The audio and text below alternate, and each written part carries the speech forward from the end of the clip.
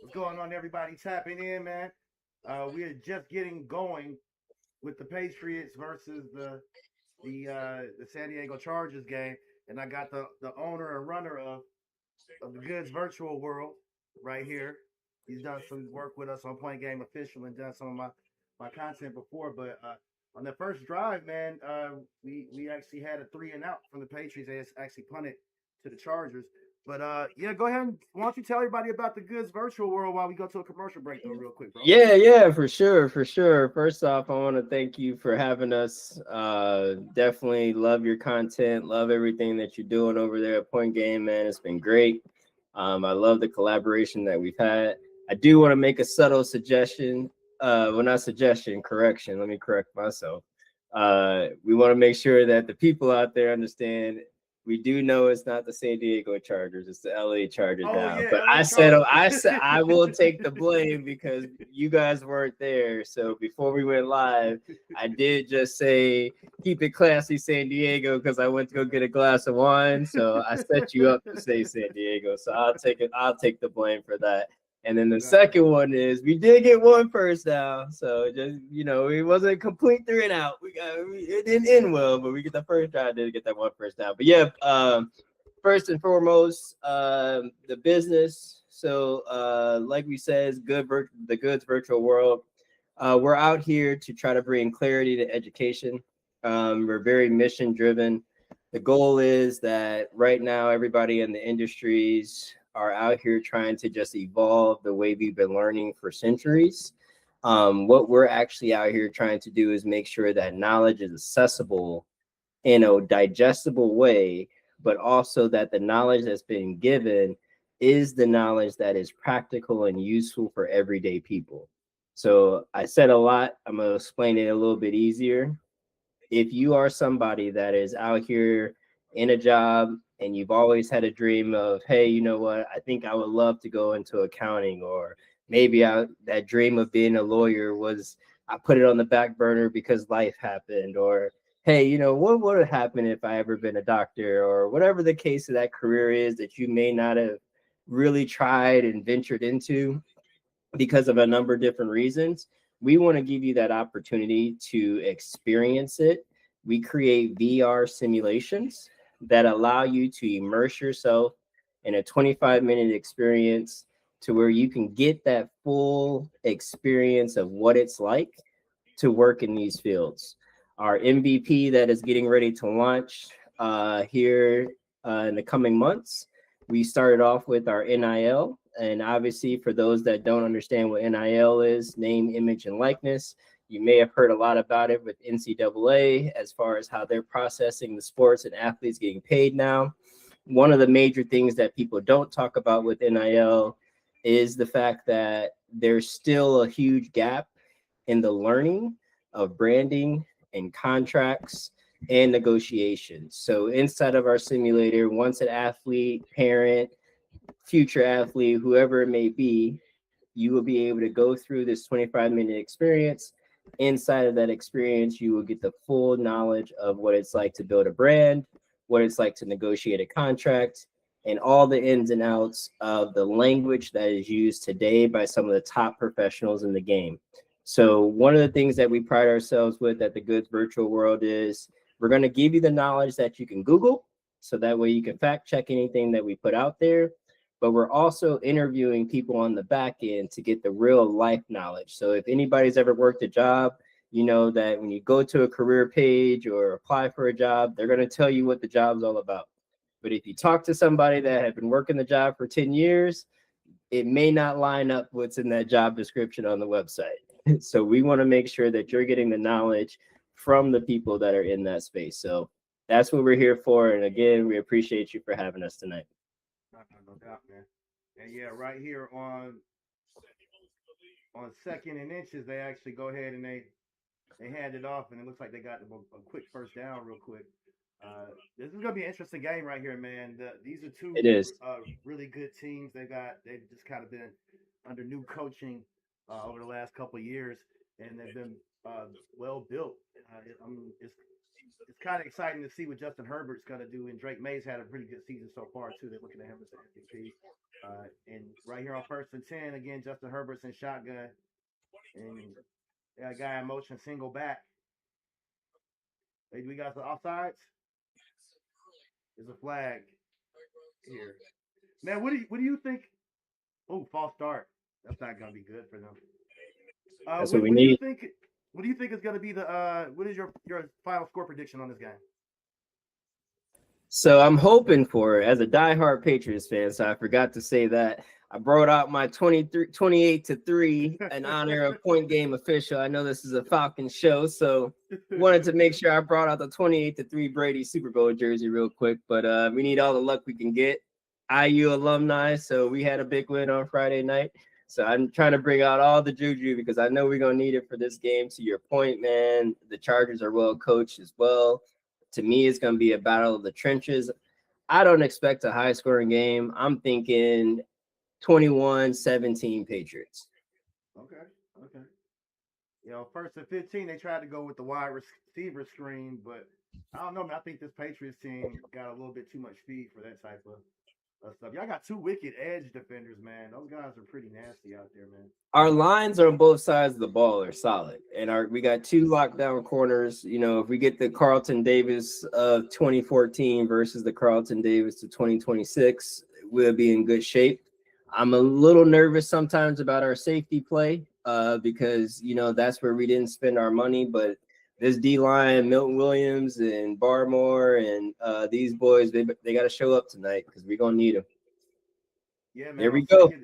Second and 12, man. They was able to really get to – you guys were able to get to Justin Herbert on that Yes. down pass. They're going to show this again. Ellison Spillane really kind of caused some havoc. No, having Spillane back is huge, man. He's been out for several weeks, so having him back for the playoffs is he's Vrabel's guy. He's followed Vrabel every step Vrabel's been. So he was a great pickup for us, kind of a sleeper pickup in free agency too.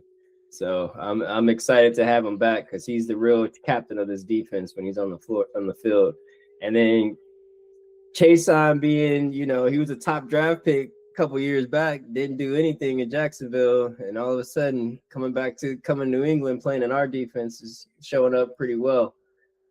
What a tackle.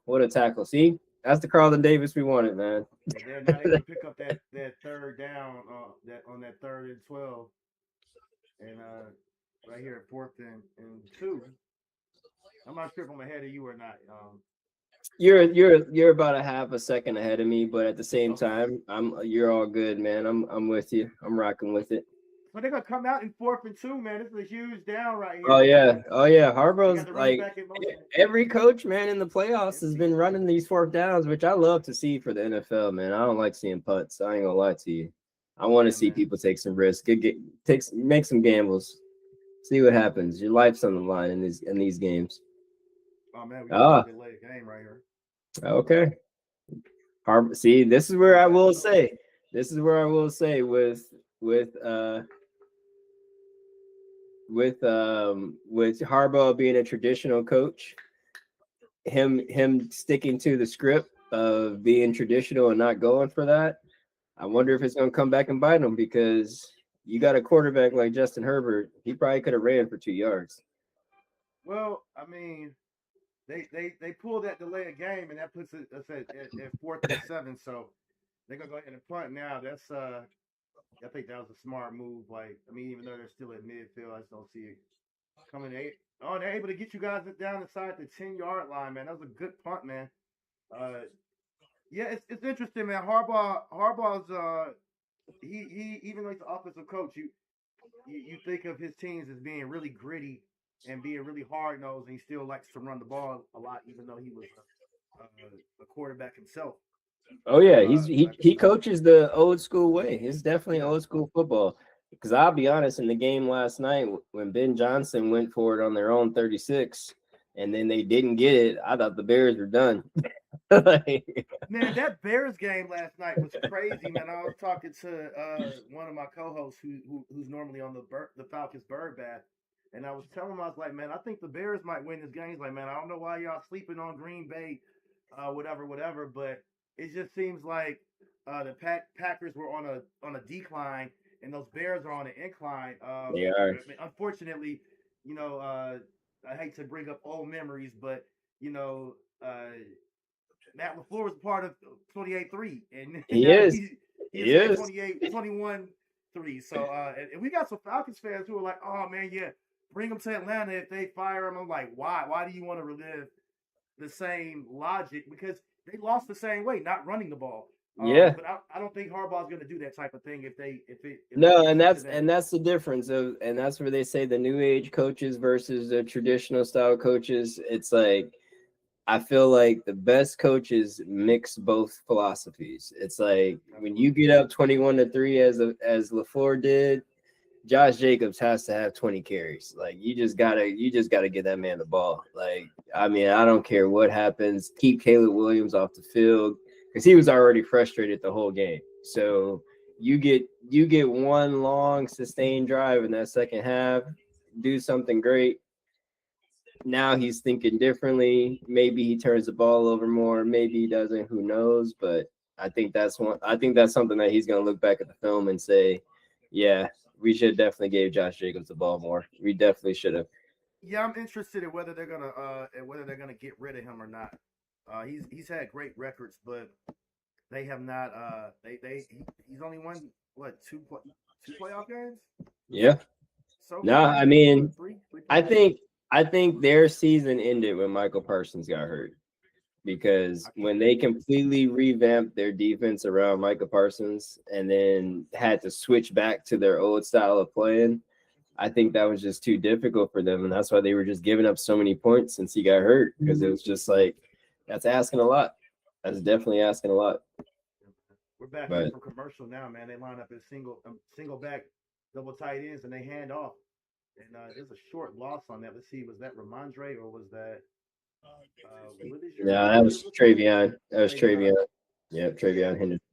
Who do you think is the more dynamic running back between those two? Or Uh, the better running back because Travion's more for dynamic. this game, it's gonna be Mondre based off of how the Chargers play defense. I think the only way Trey becomes the more dynamic back for this game is if we get behind because he's definitely the better catching back for sure. And on second down, they actually pass it, and the Chargers are able to get a hand on it. And they get the interception, man. Oh my God, they are in. They're already in you guys' territory. Man, first turnover of the game, man. They're gonna show the replay on this.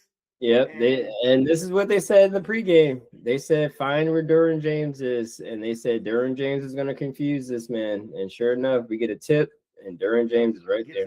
gets his hand. Yeah, lineman, the tackle's able to get his hands right up there. Yeah, Derwin just makes a great play on the ball, man. Great safeties have a knack for that, just being able to be around the ball. Yep. As you're flying, man. This is gonna be huge. You guys got to hold them to 3 right here, at least to 3. You might be able to get you a block field goal if you stop it, but I suspect that they'll go for it in this territory. They got first and goal, and they're in. Oh yeah, for sure. I mean, this would be the time, and this is how I expected them to score. I didn't expect them to score driving the ball down the field on us. I expect them to score off of if we made turnovers, and I'm actually glad it happened early because now Drake got that out of his system. So now we just got to go ahead and go to work. They're gonna get a touchdown here, I'm sure. Which I'm okay with. Get it out the way. Drake's gonna regroup, and we'll be all right. I think the biggest thing for Brabo that he does well is he coaches during the game. He definitely will get over there, leave the sideline, go straight over to the player, and have that heart to heart that's necessary sometimes. But what we can't do is turn it over again. That's the other thing. Let them get their 7. We go down, get 3. We got a ball game. On second and goal, you get a little read option action, and Herbert gets outside, and looks like he gets a little short, modest gain. They have to score though. This is there are no first downs available on this. We're in goal to go, so it's gonna bring us up to third and goal. And No, Justin it Herbert definitely looks speed, like our defense is prepared. They definitely look prepared. yeah, man. We're gonna see where Justin Herbert's legs can be a problem for teams, especially His legs and Keenan Allen.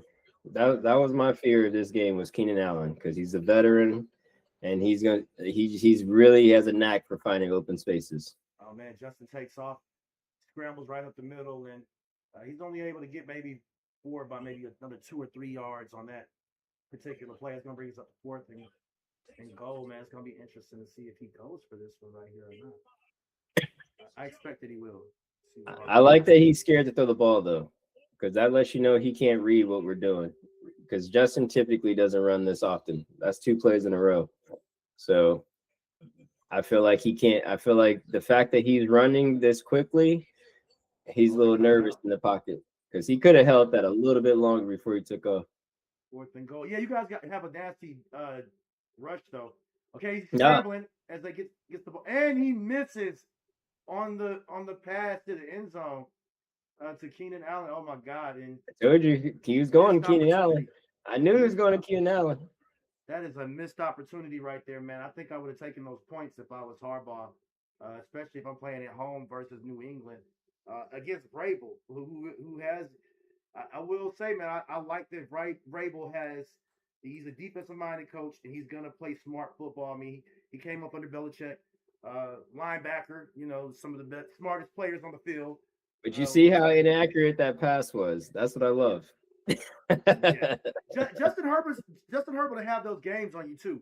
He will mess around and throw you a few ducks sometimes, and then he could just as well, have you a game for 300 or 400 yards and a couple tubs. So it could be. That's what I said. That is true. And the reason I got the IU hat on is I don't know if you remember, but Justin Herbert went to Oregon. I'm just saying. We DTA on Oregon, so I'm hoping that energy comes with me tonight. You know what I'm saying? Because those Oregon Ducks, they sitting at home still licking their wounds for that beatdown from them Hoosiers. So I'm trying to bring that energy over here to this playoff game. But no, it's a huge stand by our defense, man. And it's like I said, my biggest thoughts were just how is Drake going to play? And I knew Brady was going to have our defense ready. There's really nobody on the Chargers offense that truly scares me. But I do know they have a lot of smart players.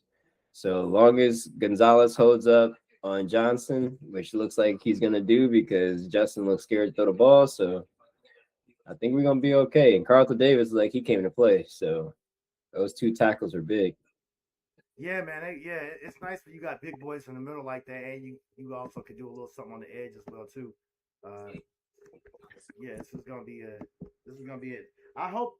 Well, I don't have a horse in the race, but I mean that could come back to bite them, man. I think I really think I would have went with those points if I was. I'm shocked that he went for that one but didn't go for the other one because to me the other one was the easier pickup. And they could have got that 4th and 7. The 4th and 2 before it was a 4th because it was only a 4th and 7 because they wanted to punt it further back. He could have went for that.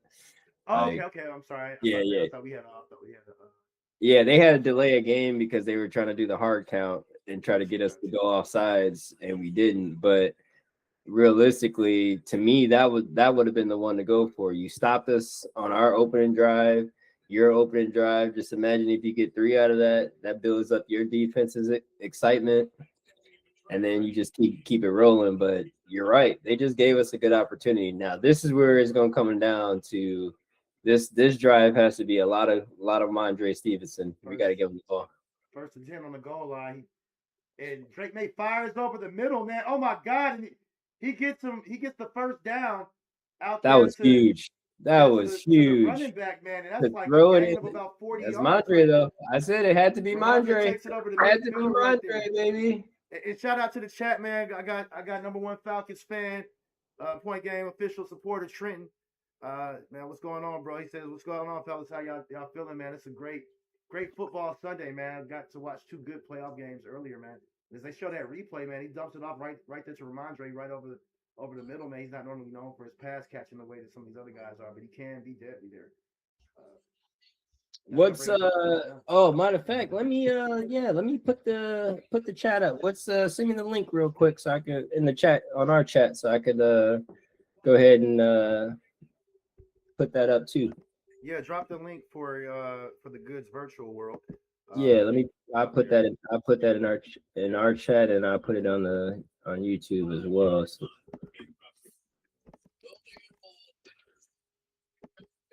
Can I send it to you on our side of our chat? On Google Meet. All right, so here we go at 2nd and 5. Again, after they just got the short gain of 5, they faked the handoff. Drake May drops back. He's scrambling around. He's going to take off for it, man. He's close to the first down. It looks like he might have it. Might be about 4 yards only on that game. Let's see where they spot that at. But and Drake May, he can hurt you with his legs a little bit too, man.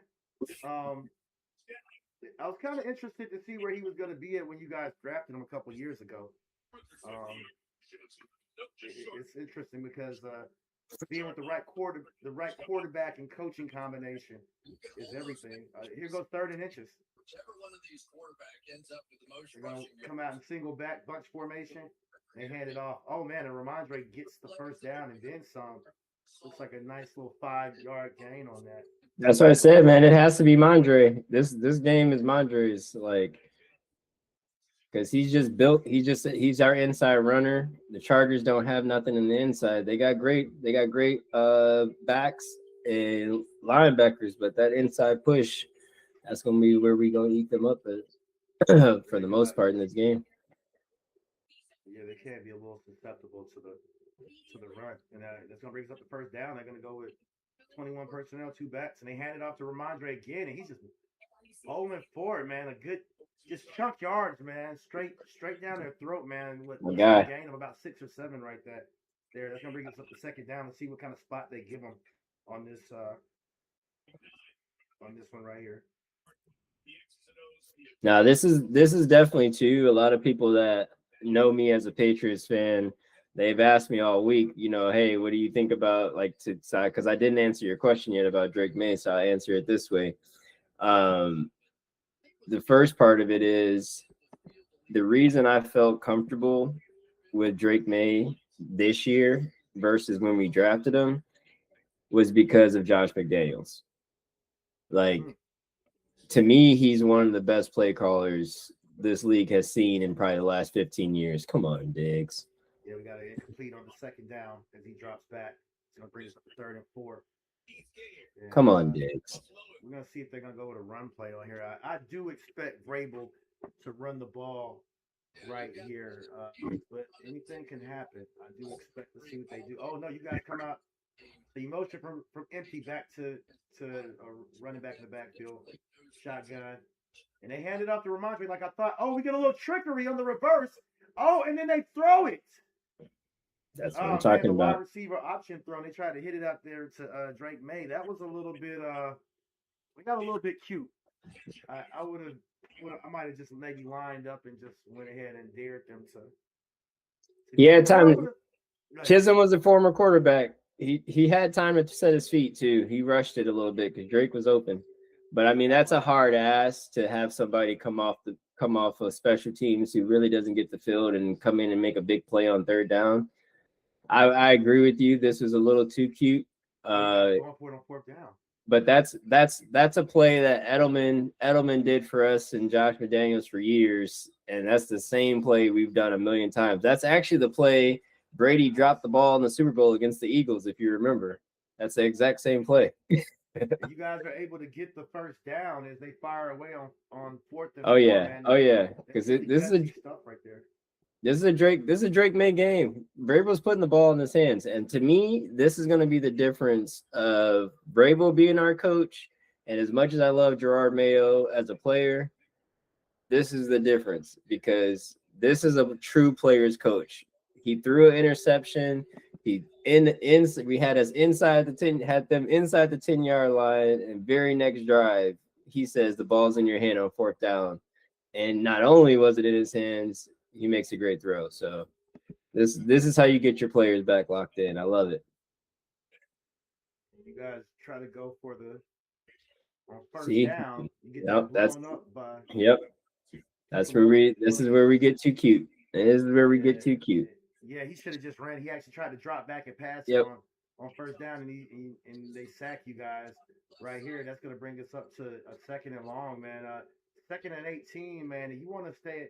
If I'm you guys, I'd want to stay ahead of the sticks. I don't want to put it Oh, we on have Drake. to. That's the only way our offense works because we live on play action. So And he to fires away me, on second down. Gets the first down.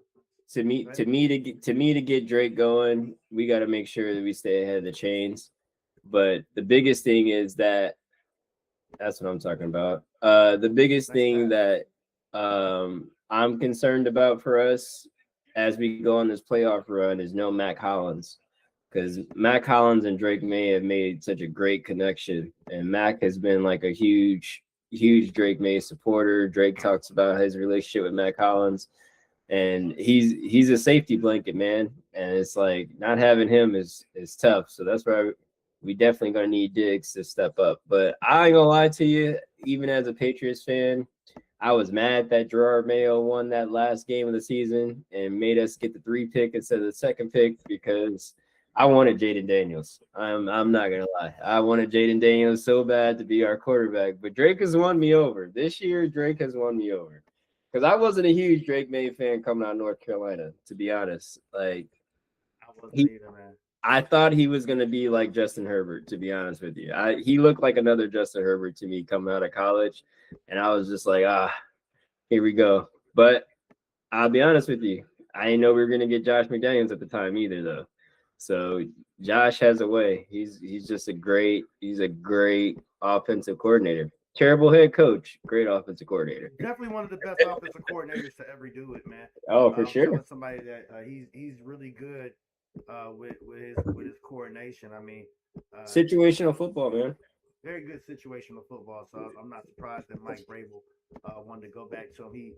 Him and Brady were really good, and hell, it was a hell of a game when we had to play you guys earlier this year as well too. Man, you guys had me nervous. I'll be honest with you. Like that was a really good game. That was a really good game against you guys. I ain't gonna lie. But I will say this too, though, and this is no knock to anybody, but I will say to me, looking at you guys' roster, watching your content over the whole football season, man, like I'm just waiting on the Falcons to turn the corner because you guys underperformed. I think that's 2 years in a row almost that you guys have probably underperformed compared to what you have on the roster. And I don't know, I'm almost about to join the free Kyle Pitts like train or something because like that man needs to be with like Joe Burrow or Patrick Mahomes or something because he would be a superstar. The crazy thing is he did mess around. He made all pro. Because he had 900 yards toward the end of the season, they were able to get him the ball. Yeah, those last couple games, like he was balling. Like I was like, this man should have been like Jamar Chase. He should get 10 targets a game. It should have been a lot more of that during the regular season. And yeah, man. I mean, that's why we had some firings that happened. You guys are already. We're back in for commercial break, top of the second quarter. And Drake May is in shotgun.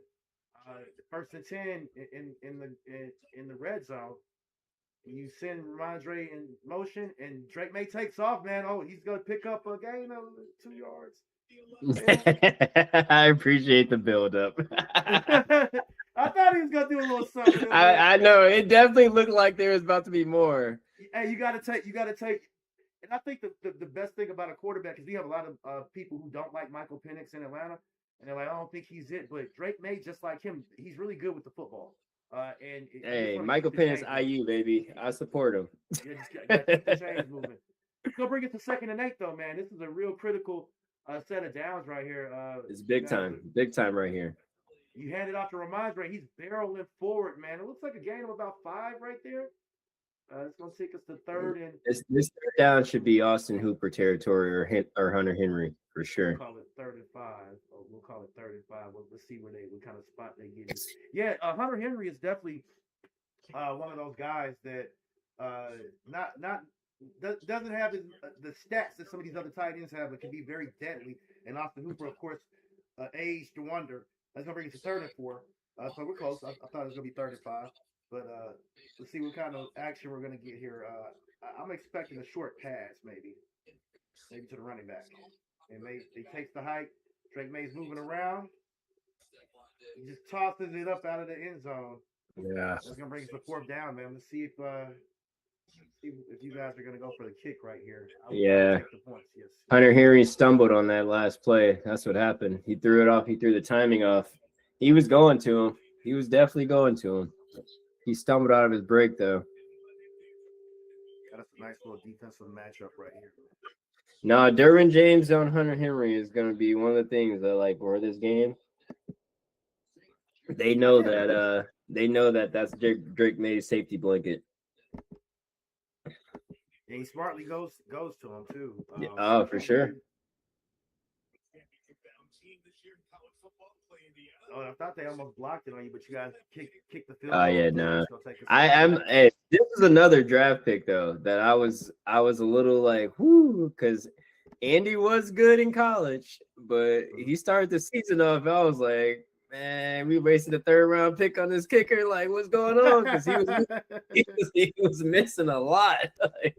So I was like, so this is his playoff experience too. So I'm glad he got a chip shot for his first playoff field goal. Like, that was big time. I mean, I'm rooting for him because he's on the Pats right now, but you know, Miami is playing Indiana in the national championship, so that's about as much as cheering he gonna get out of me right now, being a Miami alum.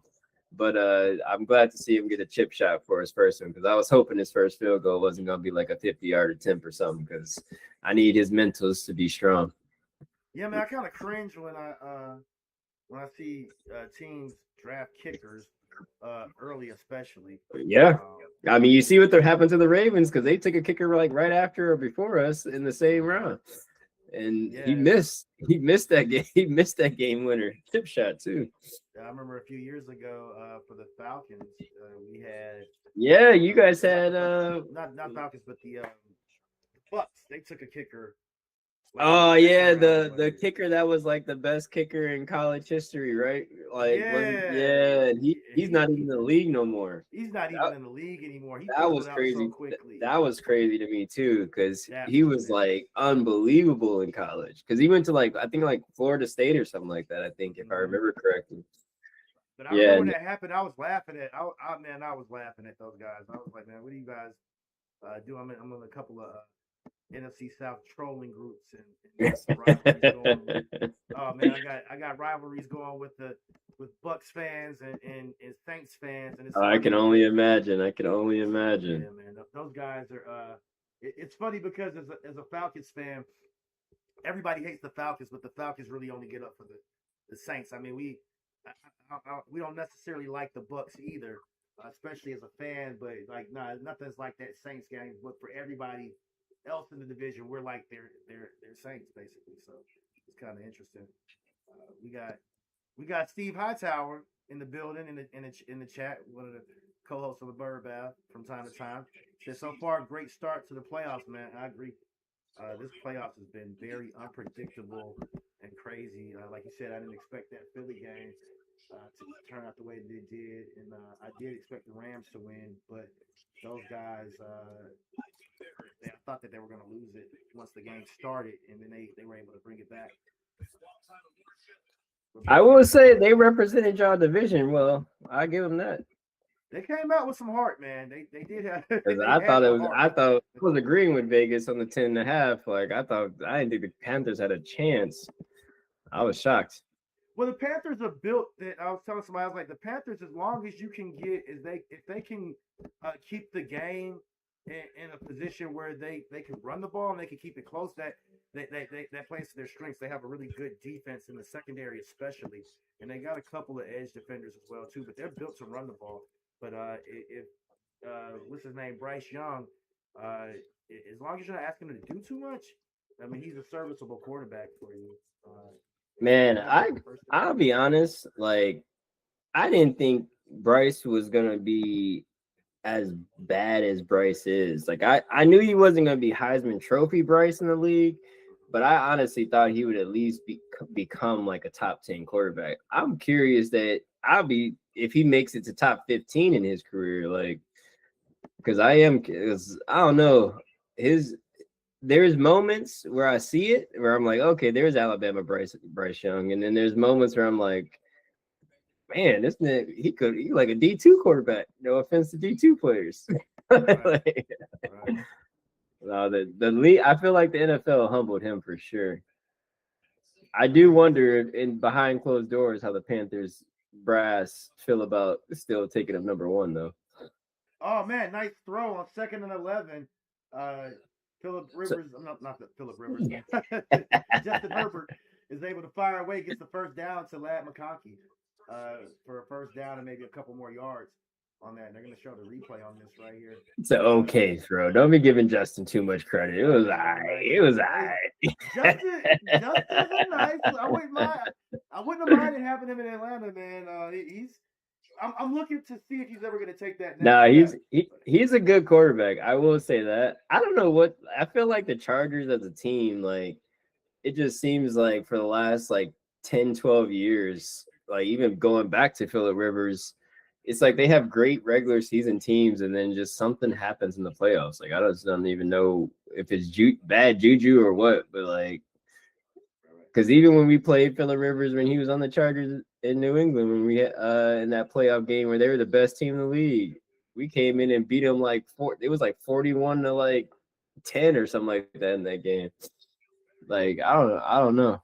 Like it's always been a weird thing with me with the Chargers because it's like even when I lived in San Diego before they were the LA Chargers, like going to games, I'm like, man, these dudes are good. And then next thing you know, 2nd and 8. He drops back and passes, and you guys they get the first down on you guys. To Keenan Allen, man, after they I ran it on told you, first down for a gain I of only told you. 2. Yeah. Keenan is my fear, and McConkey being on. They're picking on Marcus Jones too, though. That's twice. That's twice on this drive. I will say Marcus Jones is a lot of things great for us, but he is definitely a liability sometimes in the because he's so small. But he's great on special teams. He's a great weapon on offense when we're using on offense too. But as a number 3 corner, he's definitely gotten picked on because they never throw the ball Gonzalez's way. They rarely throw it Davis's way. But Marcus Jones is always the one. Okay, on 1st and 10, man, they hand it off to is that Kamani Vidal, and he just rumbles straight ahead, just almost untouched until he gets past the line of scrimmage. That brings up a first down though. He got the 10 yards that they needed on that, man. He put his head in his chest, man. He's got a low center of gravity, man. I really No, like he's a his bowling ball. He's a bowling ball bowling for ball. sure. Yeah, I like his running style, and he's really hard to get up underneath to get wrapped up. And that's gonna bring us back to 1st and 10, and they're in shotgun on this single back, and they fake the handoff. Justin Herbert's running around. He's able to get it out on the sideline, a gain of about 8 yards on that play. That's gonna bring us a 2nd down and short. Yeah, this is where you guys don't want them to be at. You don't want them in this type of timing. I feel like Justin Herbert's one of those guys that he has to get consistent timing. If you Oh throw the yeah, ball too much, he needs his rhythm. He needs his he rhythm. needs a rhythm. He needs a No, rhythm. that game against the Chiefs he had early in the season, the Chiefs were not able to get Justin out of his rhythm at all. Like he had a great game. But I will say this, Vrabel, to your point earlier, he is a disciple of Belichick. And so we are huge proponents of the bend and don't break defense mentality. So as long as we hold them to 3 here, we'll be all right. So a 2nd down, it looks like they picked up the first down as they hand the ball off to Vidal again. We got a flag on the play, and that is actually going to be against you guys. You got a face mask right there Yep. on that. I hate when that type of stuff happens as a defender, man. It's like you almost can't control it. You're just trying to grab whatever you can grab to get the guy down, and sometimes it just winds up being a face mask, man. Like, and look, I'd rather take that face mask penalty than a guy break it on me. So if I do grab that face mask, hey, listen, if that's all I got, you going down, man. That's gonna bring up 1st and 10. I guess the face mask is what a 15-yard variety still. They all 15 Yep. yards. Yep. We definitely have a interesting dynamic when it comes to how we approach defense. I will say that our defense has been great though, so I'm not upset about it. But these are those moments to where we got to hold them to 3. We got to hold them to 3. Yeah, they had it off again right there for a short gain on the run. Yeah, and if I'm Harbaugh, I definitely take the points if I get held to the 3. Oh yeah, he's definitely kicking the field goal this time. 2nd and 7. You never know with Harbaugh, man. He's got a I don't want to call it arrogance, but a cocky confidence to him, where he will do some really ballsy stuff. That's how he played the quarterback position. But that's second. It's gonna bring us up to 2nd and 7 as they bring a guy in motion, and they go ahead and they fake the handoff. Justin Herbert's running around, dumps it off to number 42, and it gets about 2 yards shy of the first down. It's gonna bring us to 3rd and short. Playbook is wide open right now on 3rd and short, especially in the red zone, and that's a really hard space for your defense as well too, because if you go straight up man to man, you open yourself against a mobile quarterback like Justin Herbert. But if you go too soft a zone and you don't get there fast enough, those zones break down. I would keep it on the ground right here. I might potentially keep it on the ground right here. I was trying to figure out what Graber was arguing about right there. He keeps it there. He might have been about the spotting, but they run it on 3rd down, and they're not able to get. They're barely even able to get back to the line of scrimmage on that, and it's going to take us to 4th down. Let's see what they're going to do right here. I'm not going to lie with their play calling. I'm surprised they're not putting the ball in Justin Herbert's hands right now. Like, I can't believe they ran the ball right there. Like, this is what I'm saying. Like, this lets me know. This lets me know.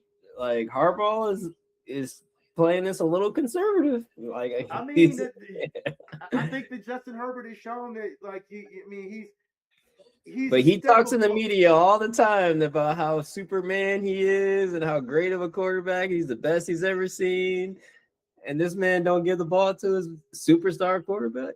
I mean, you can't get pass happy on that. And me and Hightower were talking about this before. I asked him, I said, why do you think that so many teams go away from the run so much as they kick the field goal on that, of course, and it's good.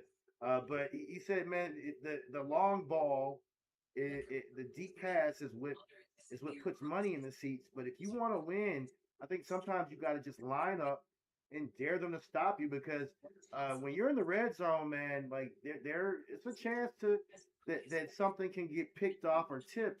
And I think with Justin Herbert, I don't think he sees a throw he doesn't like. That's my problem with Justin Herbert. All I'm saying is, if you saw that Bills and Jags game earlier today, if this is the Bills, that ball's in Josh Allen's hands. And if Harbaugh keeps saying that Justin Herbert's better than Josh Allen, I don't know, because he ain't showing it right now by taking the ball out.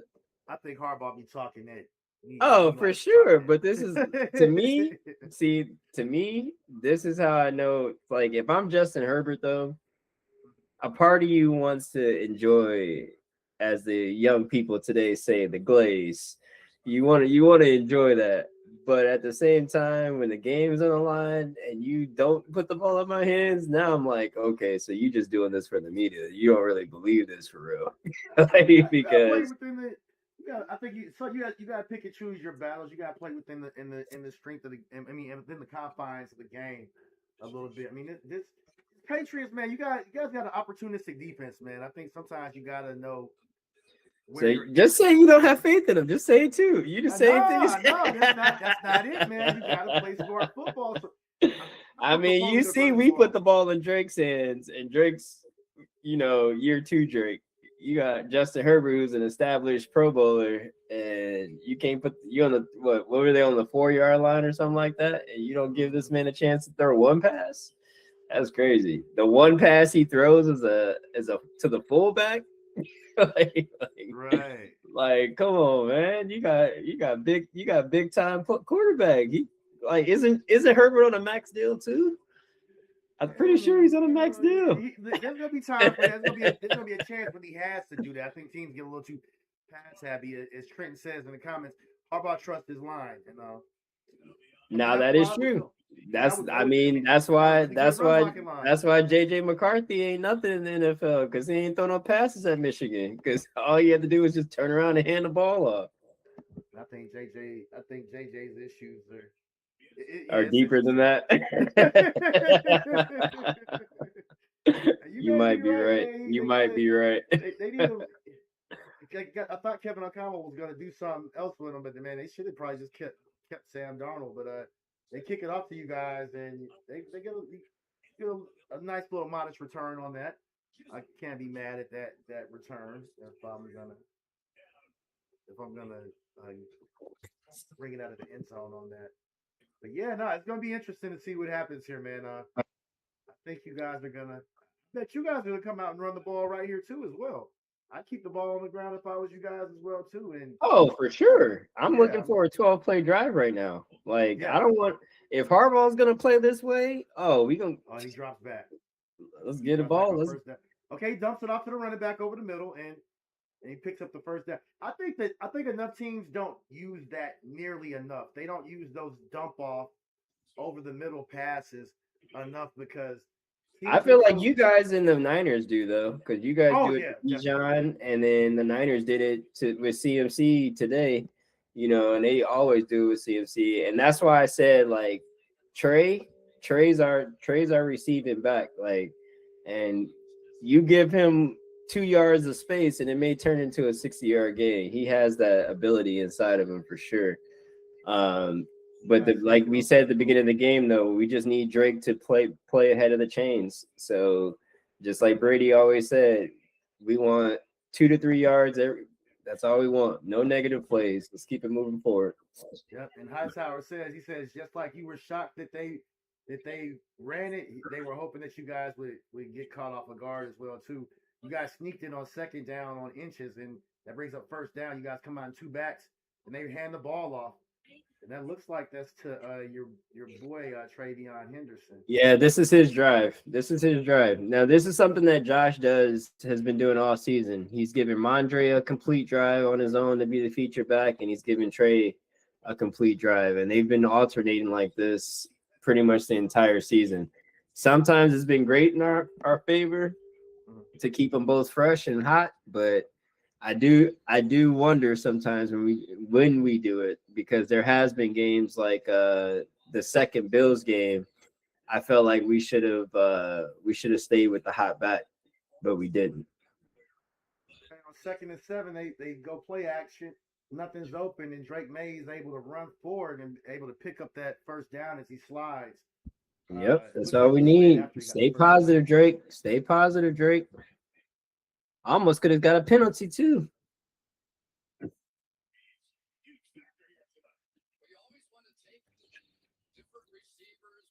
Take our time. Let's run this clock. Don't even give him the ball. Take our time. Okay, single back on 1st and 10. Drake May in the center. They bring some pressure. He is not able to get it out there to looks like to Stephon Diggs as he fires away to the sideline. Drake May does. It's a really good chess match right here, man. These are 2 of the better coaches that I really like. I wanted to see both of these guys in Atlanta instead of Raheem Morris, but of course it didn't really work out that way. But don't bring us a 2nd and 10. They're talking about showing Derwin James right there, one of the better safeties still in the league at 29 years old. I won't say only. So this is the growth that I'm waiting on Drake to make, is on plays like that to where he's not as predictable to where he's throwing out of the blitz from, because realistically he missed the over the middle throw because he just went immediately to Diggs and missed the over the middle throw. He knew Durham was blitzing. That's why he put the protection over there, but He missed. He went to Diggs instead of seeing that over the middle, and it's like that's one thing that I will say. Brady, this is why you couldn't blitz him. Manning, you couldn't blitz him because it's like they're gonna read. You're gonna think they're going to their hot route, and they're gonna go straight to somebody else that you didn't think it would need to be covered. Ooh, and on 3rd and 5, man, they toss it out to the sideline in the flats to Ramondre Stevenson, and he is not able to connect with him.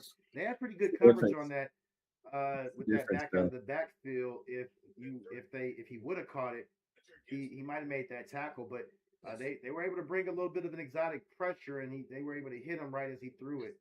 That's the difference between Mondre and Trey, though. Yeah, but that needs to be a more accurate pass too. That pass is a little too hot. Right. Well, I mean, y'all were on him, man. He got hit as he was throwing it, but he did. He did. Good, yeah, good for him. I'm tough. I'm tough on Drake right now, man. I'm telling you, I'm tough on him because look, man, you want this MVP? You gotta show me some. Yeah, a great punt. We have a great punter, by the way. Our punter is amazing. I don't think you guys. I don't. Yeah, like you said, you already said yourself that you don't think that Drake May is going to get that MVP. I've seen some pundits actually saying that they think that Drake May should get that MVP, especially since Stafford had some losses toward the end of the season. But I just think that they're going to give him that as an achievement award. Any other season, he gets it. I just think he doesn't get it this year just because Stafford's 17 years in and he's never won MVP. And I feel like this is going to be, not saying that he's not deserving, but I do think if you're a voter, you're human still at the end of the day. So your heartstrings are going to get pulled a little bit. They're voting for Matthews. They're definitely going to vote for Matthew Stafford. And I know that I hate this about sports when the young guy comes up and they're like, oh, well, he'll get his. Like, it's like, I hate that. Yeah. Like the NBA, when they almost didn't give SGA the MVP because they were like, it's Jokic. Jokic should have got back-to-back. And it's like, you don't know what's going to happen in SGA's career, man. You don't know if they get hurt. Anything could happen. Like, Harden, all these players that, when they were talking about them getting MVP, it's like, you got to give it to them when they have the season, bro. If they're the best player, they're the best player. Like, I'm a, me in basketball, like, I'm a fan of LeBron. Jordan, they should have had like 7, 8 MVPs, like, for sure. Like, I'm not, like, if you're the best player, you're the best player. If somebody wants to dethrone you, then they need to do the work. Well, the funny thing is, like, last year they gave Lamar, I feel like they robbed Lamar of an MVP, and they went ahead and gave it to Josh Allen. Yeah, just because it was, I swear it was a just because thing, because Josh hadn't got one yet. Pat had got one. Lamar got 2. I think Pat got 2, right? 2, I think. I feel like Pat had 3 of them, but maybe it was on. Does he have 3? Does he have 3? I don't know how many he actually has. But how many MVPs does Patrick Mahomes have? Hey, Google's not paying us. I should have asked the Goods virtual world. Yeah, don't be giving Google free airtime, man. They're not paying us right now. No, absolutely, man. And we are back here for commercial on 1st and 10. And shout out my guys at Google that I know and love. I'm just messing with you, but y'all ain't paying. Y'all ain't write no checks. Oh man, good defense. They go with the play action on the pass. Justin Herbert holds that for a while. It looks like there was a fumble on the sack. This is the Carlton Davis that I wanted, though. This is the Carlton Davis that I wanted. He is playing that is 3 great plays by him. That is 3 great plays. And to your point now of why Harbaugh ran the ball at the goal line, that's a good representation of Justin Herbert. Yeah, look at that. Like, Justin Herbert tried to toss that out real quick. I thought it was a fumble, but let's see. They're going to call it are they going to call that an incomplete? Yeah, they're going to call that an incomplete, I guess. I thought they had the sack. Nah, that's a weak incomplete, bro. That should not be an incomplete pass. I'm sorry. I mean, Vidal is close, but he didn't even toss it close to him. Like, yeah, he was close to him. I thought. I guess if this was intentional grounding, they wouldn't have given him intentional. I thought he had to go back to I thought he had to go back to the line of scrimmage, but we're on 2nd and 10, and they pass again. Herbert's running around. He's able to get an open guy right there, and he is going to get that first down as it takes about 5 or 6 guys to tackle Keenan Allen, and they still were not able to even get him on the ground, man. That's that grown man, old man strength right there, man. No, for sure. Hightower says he is not going to get it. Speaking of Drake May for the MVP, but he says he's going to be second. Well, they already gave Stafford first team All Pro, so when they did that, I knew the writing was on the wall. Like they weren't going to give it to Drake after that. Stafford got first team, Drake got second, so you already knew. Now, last year they did give Lamar first team All Pro and gave Josh Allen MVP. So, but I don't see that happening. I think that was just a sympathy play.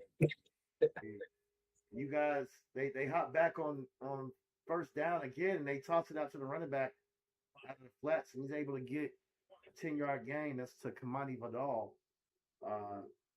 And there's a lot of chunk yards going on both sides. It's a lot of missed tackles for us right now. A lot of bad tackling right now on both sides.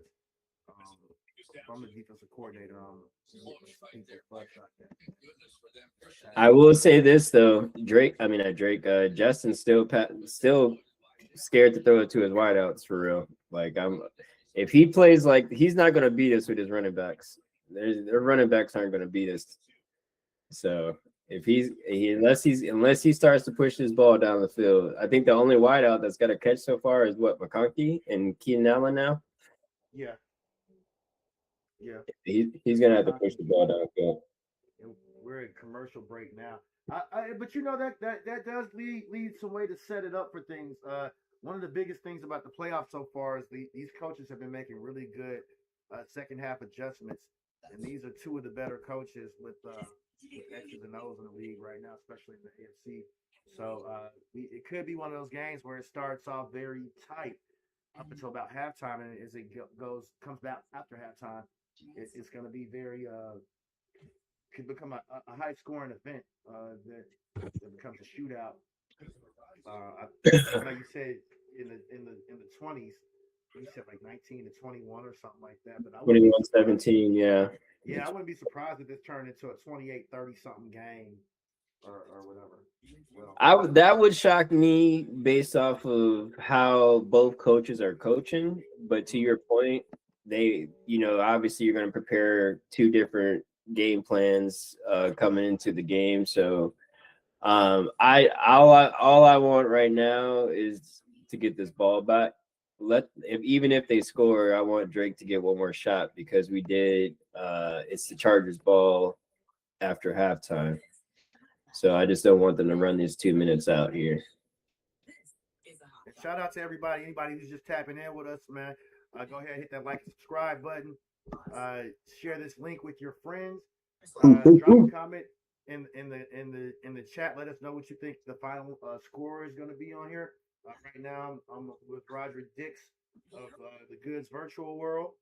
Like I said, he's done a little bit of my video intros and done some things with us on the Falcons Bird Bath podcast. So thank you so much for hopping in with us on this game. Let me get my score updated because for some reason it is not showing our updated score from NFL Pro on our ticker. See if I can get that going right here. But yeah, this is I don't know, man. Defensive struggle, man. I like seeing these type of games. By the way, as well too. I like seeing these back and forth. Playoffs. Your run game has to travel, and we are back in from commercial on 2nd and 1. And they hand the ball off. The Chargers do on first down, and they are barely able to get back to the line of scrimmage, but no gain. That's gonna bring up a 3rd and short right here, and it's gonna be. See, I come back and maybe I do a play action, but I feel like Justin Herbert's been. I feel like he's gotten his fair share of passes. I'd go ahead and try to run. Oh, and they're gonna go with the sneak. They line up real fast to try to catch him off guard on 3rd and 1. Yeah, like I feel like that's That's one thing that Herbert is known for, and I feel like we were prepared for that. Absolutely. To see what kind of spot they're going to give them on this.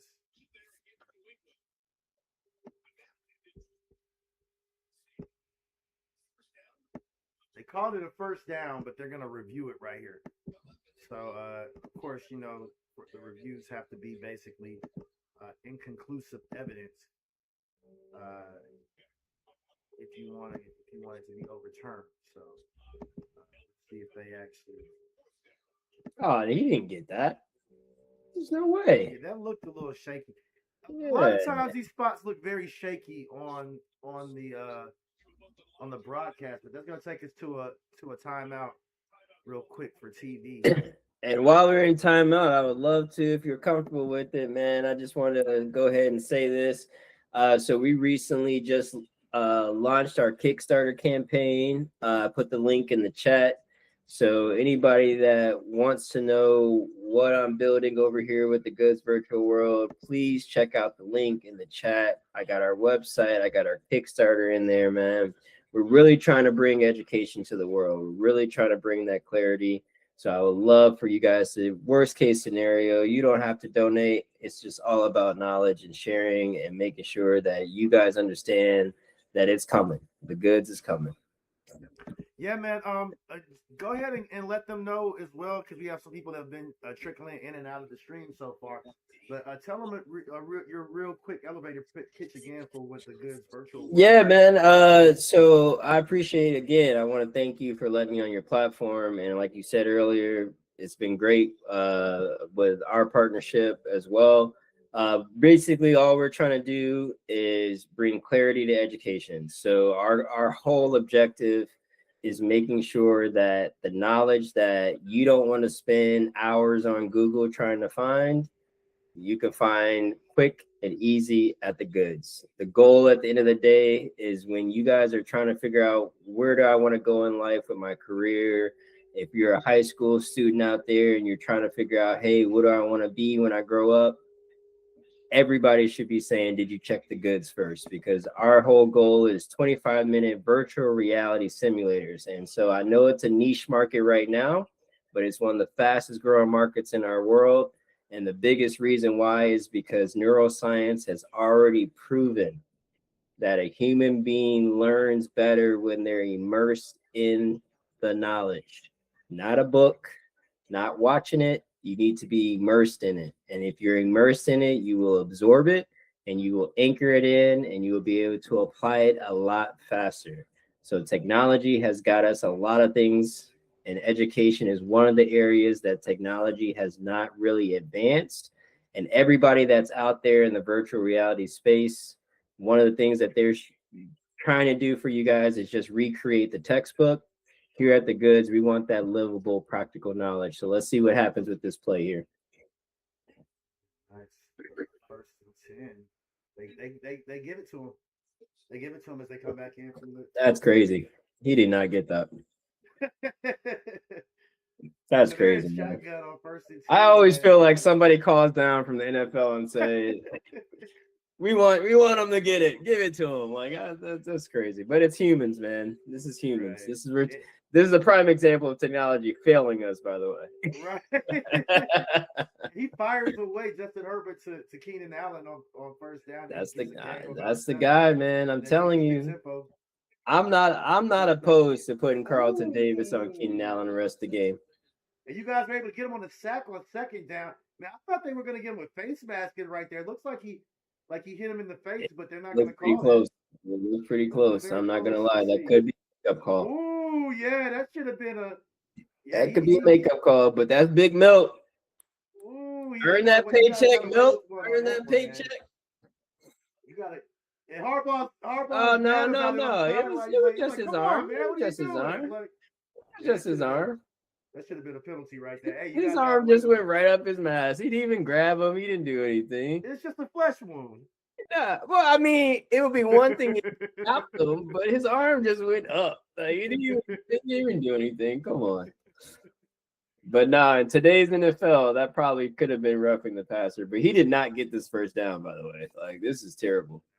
A little suspect right there. I mean, unless that yellow line on NBC is just way off, he did not get that first down. That's gonna bring us up to 3rd and 11. And Look at this. Look where Justin's helmet is. It's not even where the ref is running in. It's nowhere near. It's nowhere near. Herbert drops back for the pass with 48 seconds left. And you guys get to him on the sack again, man. That's yes. Get Drake the ball. It's about three so far, man. Maybe 4. Wow, and they're gonna call a time. There's gonna be a call a timeout on this. By you guys calling your second timeout. And you're gonna try to get that ball back, try to make them punt it to you if they can. No, we just need to give Drake a chance, man. Just need to give him a chance. That's all I wanted. Yeah, Herbert had nowhere to go, man. You guys, that pass rushes. You guys definitely have the 2 bookends. You got a little stout up the middle as well too.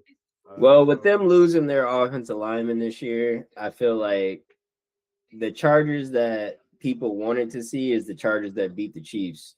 But after they lost their 2 offensive linemen, they haven't been the same at all.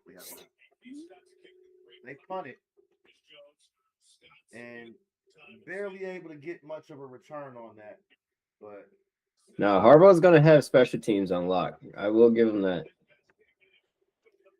Yeah, man. But the good thing about it is we don't have to get too far for Andy. This is where Andy earns that 3rd round pick. Because he definitely has a leg. What's the I want to say he has a 56 this year. But I know Vrabel, he going to let him try just to try. So even if you try to kick a 60-yarder, you're going to let him try to kick a 60-yarder. Right. I think especially if it gets later to for sure. Left. So if he can get a little bit left and you only have one time out here right now as they come out for first down. Now, this is where Diggs earns his money. This is where Diggs needs to earn his money. And we need to hit Diggs across the middle on this one. Okay, Drake fires across the middle to Diggs, and he's not able to get him on that one. And that's gonna I knew he was going to Diggs. I knew it. And you got 26 seconds on the clock left right now. He missed Hunter at the top of the screen, though.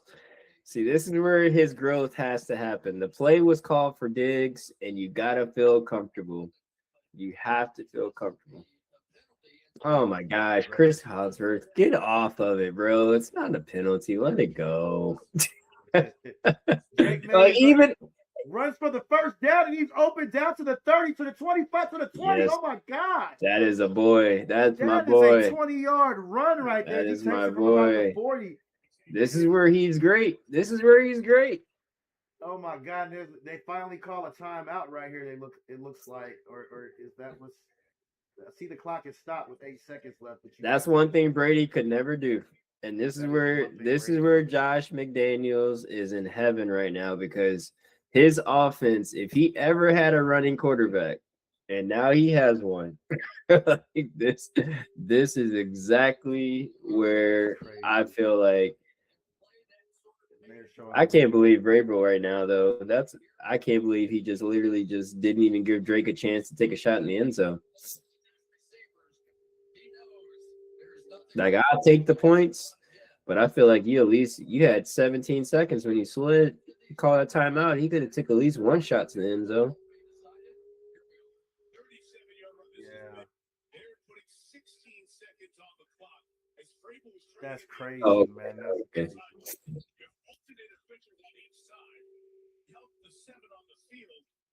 Okay, here we go.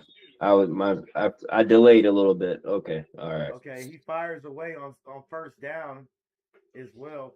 Now you guys use your timeout after he ran for. He took that again from the 50 down to about we're in field goal range definitely, but I think about to the 15-yard line inside the 20. Yeah, they're definitely playing prevent defense right now for sure. They got 11 left on the play clock right now. Now, a sack kills this drive right here, potentially, unless I don't think 11 seconds is enough time to clock it if he gets tackled in bounds or if he gets sacked. If they drop. I mean, if the Jags can get That play today was crazy. I was sitting there thinking, I was like, the Bills are probably like, ball don't lie, ball don't lie. No, man, they had 3 guys offsides on that play, but Yeah. he fires away on 2nd down, and that brings us to 3rd down. He tosses on the Yeah. sideline, but he's not able to hit anybody. They're just gonna go ahead and line up for the field goal with 6 seconds Let's left. go, Andy. On the I'll clock. take it. He's doing the whole. I wonder how much that really helps them with it, or if it's just a. You never Let them tried to relax. kick in your football years? Oh man, I can't kick or throw a damn thing, man. Like I got no. Oh, you couldn't throw it either? Look, I'm accurate. I'm deadly accurate because I can shoot pretty solid when it comes to basketball, but Yeah. I cannot get it deep though. I cannot get anything, man. Anything over like 15 yards. And I played linebacker too, man. So I had shoulder surgery and Yeah. stuff. So like, I Yeah. tore my arms up, man. But I realized that even in high school that like, yeah, I was never going to be built for quarterback. I might throw something out of the socket trying to do that. And I played rugby my last year of after football in college. I played with the rugby club team, but I never could figure out the kicking part to it. So of course that was nothing. But the kick is up, and that's going to bring us to 3-6 with 2 seconds left. You guys are going to have to kick it off. And I love to see Andy get 2 chip shot field goals. That's good for his confidence, man. yeah, no, that I'll definitely take that for sure. it's gonna be But interesting. now Kind of adjust that was myself. kind of that's kind of where I was at too. I have a extremely strong arm that's why I played baseball, but at the same time, when it came to football, I was just my hands aren't big enough. I feel like I I needed bigger hands for football. Like it's just I have smaller hands. But I can throw a football pretty far. Accuracy is not going to be it though. Speaking of the hands, man, like that was a problem for me too, man. Even when I played basketball and pickup games with people, Yeah. I could always get up high enough and get my hand over the rim, but I could never palm it. Yeah, no. I couldn't jump high enough to dunk with 2 hands. So yeah, no, that's if I always palmed it, I'd have been good. But yeah, I can grab the rim all day long if I wanted to. And that was one of the things I'll never forget. Freshman year of college, we were when I went to because before I went to IU, I was at Butler, and we got to scrimmage the basketball team in the off season while we are training for baseball season. And that was the year that they had Gordon Hayward and Shelvin Mack, and we went to the national championship. And literally, we're scrimmaging these guys, just having fun. And I had a fast break. I'm not gonna lie. I tried it, man. I got up there though. I missed something terrible. It was so bad. But I was like, oh my goodness. I was like, how does this happen? And I'll never forget, like, this is why I've always been a Brad Stevens fan. Because I will say Brad is probably one of the chillest like coaches I probably have ever come across. And he used to have those guys so prepared for every single game. But yeah, nah, man. I don't even know if they probably remember that or not. But that's locked in my memory brain for sure. The one time I tried to dunk in a pickup game. And shout out to the chat, the homie Winston with the eye test checking in. Says chat, smash that like button and do as the man said. That's the right thing to do. Hit that like and subscribe for us, man. We Point Game Official. We do the Falcons Bird Bath podcast, but this is not just only a Falcons channel. We have Steve Hightower from time to time doing his power rankings, and I do have a treat for you guys as well too. We're gonna have we have a piece that he's done for me that I gotta finish editing. I think it's called Towerisms, but he's going to kind of let you guys know the difference with different tiers of skill sets here in the NFL. So you guys keep on the lookout for that and keep tapping in with us. But that takes us to halftime, man.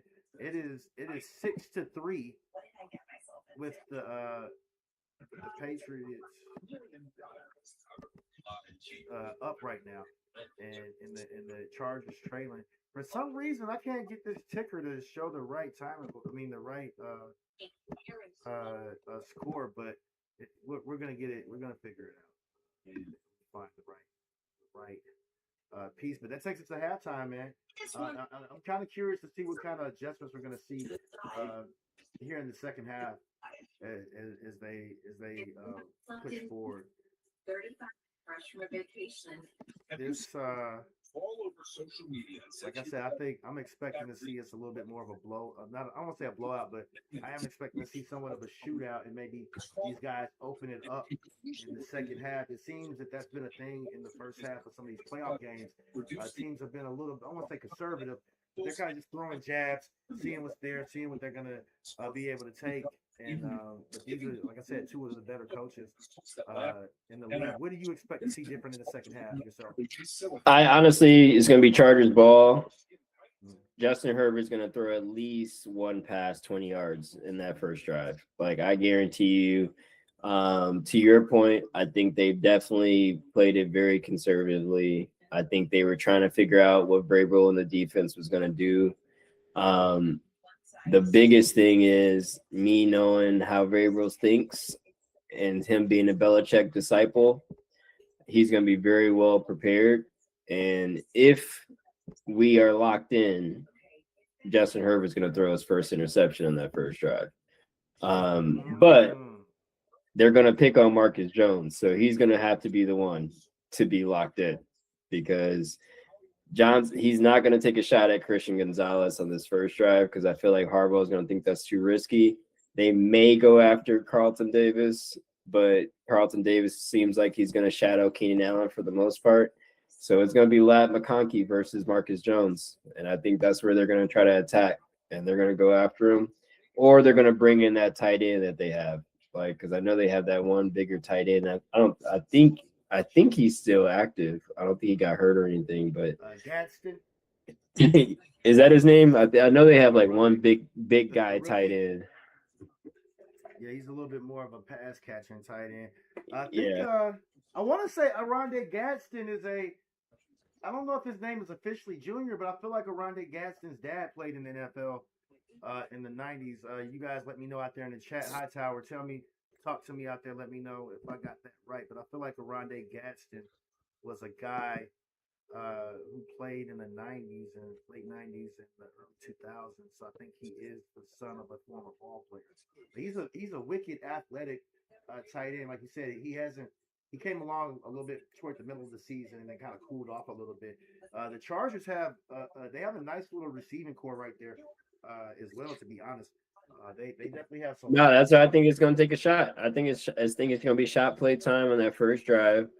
Milton Williams got to earn his paycheck too, because we're going to need that pressure up the middle, because Justin on the run, I can live with. Justin sitting in the pocket, I can't. Nah, his arm talent is too good. We can't give him a chance, because he is accurate down the field when he's given time. So if Milton can get pressure and Marcus Jones can lock in, because they showed those 3 plays that they were going to go after Marcus Jones when Justin throws. So Marcus got to be ready. So if I'm Vrabel in the locker room right now, I'm like, hey, first drive, ball's coming your way. you got to be locked in. You know, the interesting thing about that is that I kind of want to keep Justin Herbert in the pocket and give him some time, but kind of disguise some of those coverages and kind of break on it. I don't want him to be using his legs too much if I'm a coach, because I would agree with you, but for this particular drive, I don't want him using his legs. I want him using his legs, because I'm okay if he has to take it 10 plays down the field. I'm not okay if he hits a 50-yard pass, because now that exposes something in our defense, and Vrabel is very quick to make a change on our scheme, and I don't want that to be a case. Now, if it's a 50-yard pass and it's like a fluke type of situation where Marcus Jones like tips it and the guy catches it or something like that, then I can live with that. But they're definitely going to try us. I don't think Harbaugh's not here and keep running the ball. He's gonna try to give us a chance to throw it. No doubt. We just got to be ready for it. And our safety, I'm surprised they haven't tested them this whole game. Like, I'm shocked. Yeah, you mentioned Gonzalez, man, and if I'm not mistaken, you guys got Gonzalez in the second round, correct? At cornerback. No, he was our number one pick. He was a first round pick. Okay. Oh, Yeah, I thought he was Bills last first round pick. what was it late in the first round? No, it was early. Early. Okay, I don't know why I Yeah, was he's a thinking top Gonzalez. 10. He's a top 10 pick. Um, I want to say he was like, I think it was a year we had maybe 7 or 8 or something like that. It was the year we didn't make the playoffs. Bills, Brady's last. Well, no, not Brady's last year. I want to. Where did he get? Was it 22 where Gonzalez came in the league? I gotta look it up myself now. I know it was close around the pandemic. And man, I remember looking Yeah. at tape when you guys drafted. And I was like, oh man, that was definitely a great pickup. Oh, he was 17. Sorry, he was first round, but he was 17. Okay. He wasn't top 10. Yeah, I knew it was. But he I was our thought it first. wasn't the He top. was our Yeah, first round pick, though. yeah, he's been nice since he's come in the league. What do you think the cornerback position is looking like for college football right now? I'm mostly SEC myself. But how deep do you think cornerback is in this draft? Because as a Falcons fan, that's where I'm looking to potentially go in the draft. Do you think that there are any good cornerbacks that are going to be make it out of the first round? There's that one kid at was it Clemson that has that quarterback that's like really good. I know Alabama has one that they were talking about. Oregon has one, but he's an underclassman. He's the guy that got that pick six against Texas Tech. I mean, we have D'Angelo Pons, which I know people are hating on him, but he's the same size as Marcus Jones, and that man's been a lockdown corner for IU all year. But he is only 5'10", and a lot of people are saying he's too small. But I mean, you get a pick six in the semifinal game to start the game off against who they're saying is the number one quarterback, Dante Moore. I I don't know. I feel like D'Angelo Pons. I've watched him all year, and that boy is cold. Like he is a gamer. Like he plays football. So if I had to put money on a cornerback coming out of college, I'm putting my money on D'Angelo. Like I'm a huge fan. But I know there was somebody else had a really good corner. I think it was Cincinnati too, right? I think Cincinnati has that guy that came after Sauce. I think he comes out this year too. I think they have him as well. I think he still has him. I don't know. I can't. It's hard to keep track of all these players because they change teams so much. But I love that. Shameless plug.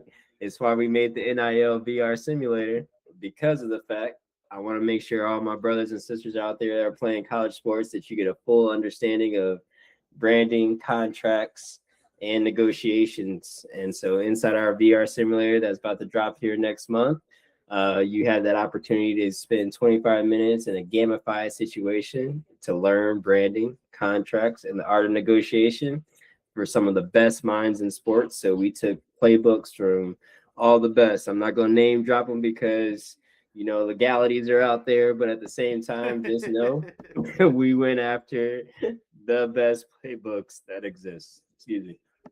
Yeah, no, man, it's very impressive with what you've been doing in this AI space. Even aside from your simulators and some of the educational things you've done for other people with their careers, just helping me as a content creator and understanding this space. I do a lot of research myself and testing out the algorithms, but you've given me some things to modify with how I convey my information on my show, and it's been very helpful.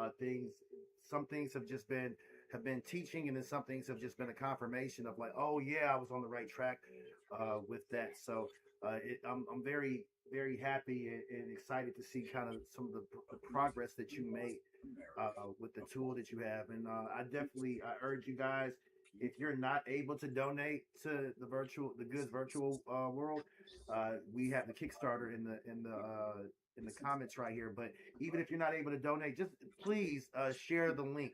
The algorithm will put his page out there a little bit more, and we want to make sure that we help them to get that funding that they're looking for, because this is a friend of the podcast and a partner with us as well too. And again, they've helped Goods Virtual World. It's helped us out tremendously with even some of our content any of you guys who are diehard fans of Point Game Official, he did the piece where we had Belichick talking to me on the phone in the hot tub with the Patriots That was a good. radio. That was a good one. No, I will say this though, for those that are out there listening, and for those that will listen later, just always question life, and that's a big philosophy of the goods, is just making sure that before we assume that this is the way it is, just all we ask you to do is ask why. And so one of the things that a lot of people don't realize with the AI space is, the media is creating noise for a reason. And so if you're seeing a lot of things on your timelines that are, oh, they're taking our jobs with AI, or the robots are going to take over, et cetera, et cetera. All I ask you to do is go back to 1990 and look at the headlines of when the internet came out. It's exactly the same playbook, guys. It's the same thing. Everybody thought the internet was going to take everybody's jobs. All the newspaper headlines were talking about everybody getting fired, et cetera, et cetera. But these are the things that make you behind. And the biggest thing that we are trying to push at the goods is no one should be behind on livable, practical knowledge, because these are things that the cat's not going back in the bag. The genie's out the bottle.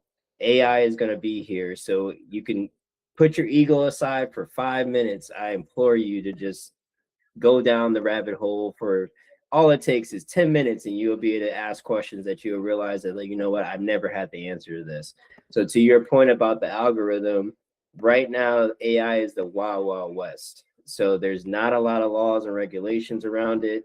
So if you ever wanted to know something about this world, this is the time to do it, because in about 18 months, you're not going to be able to get it like you can get it right now. And it was the same thing with the internet. When the internet first came out, it was a wild, wild west, and everybody had a website, everybody had this, that, or the other that they were putting out there.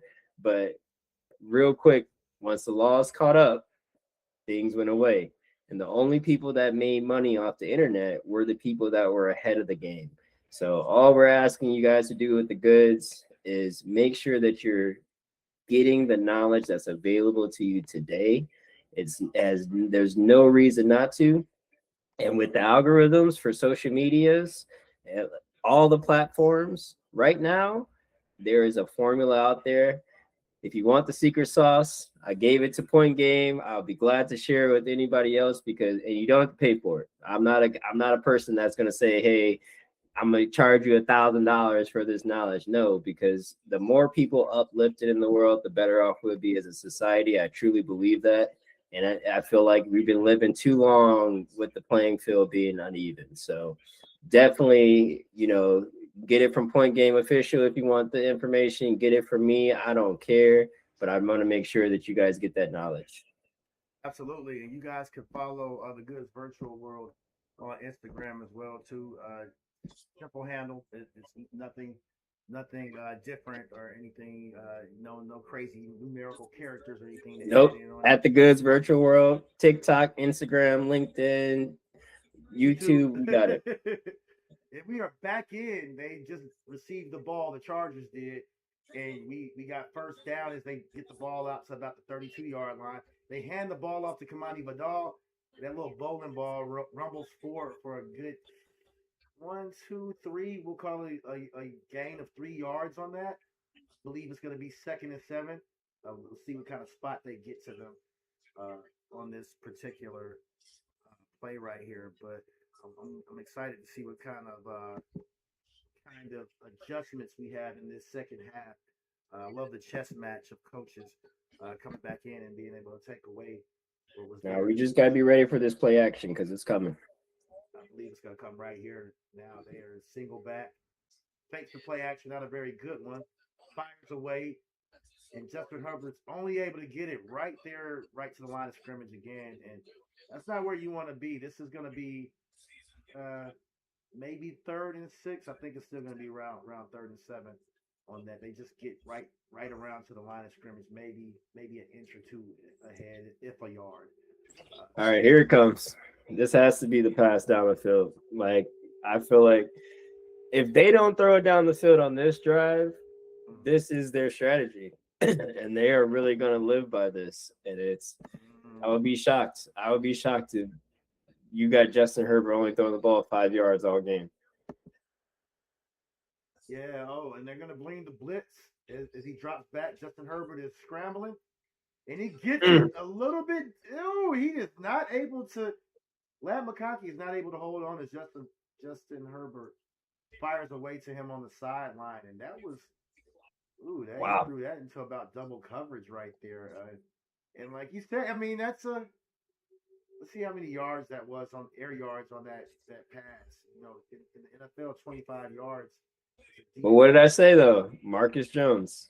But he did. That was a bad throw. He would have thrown him. He could have thrown him a little bit deeper on that. I wonder how much that broken hand on this non-throwing hand is affecting him too, because these play calls are shocking me right now.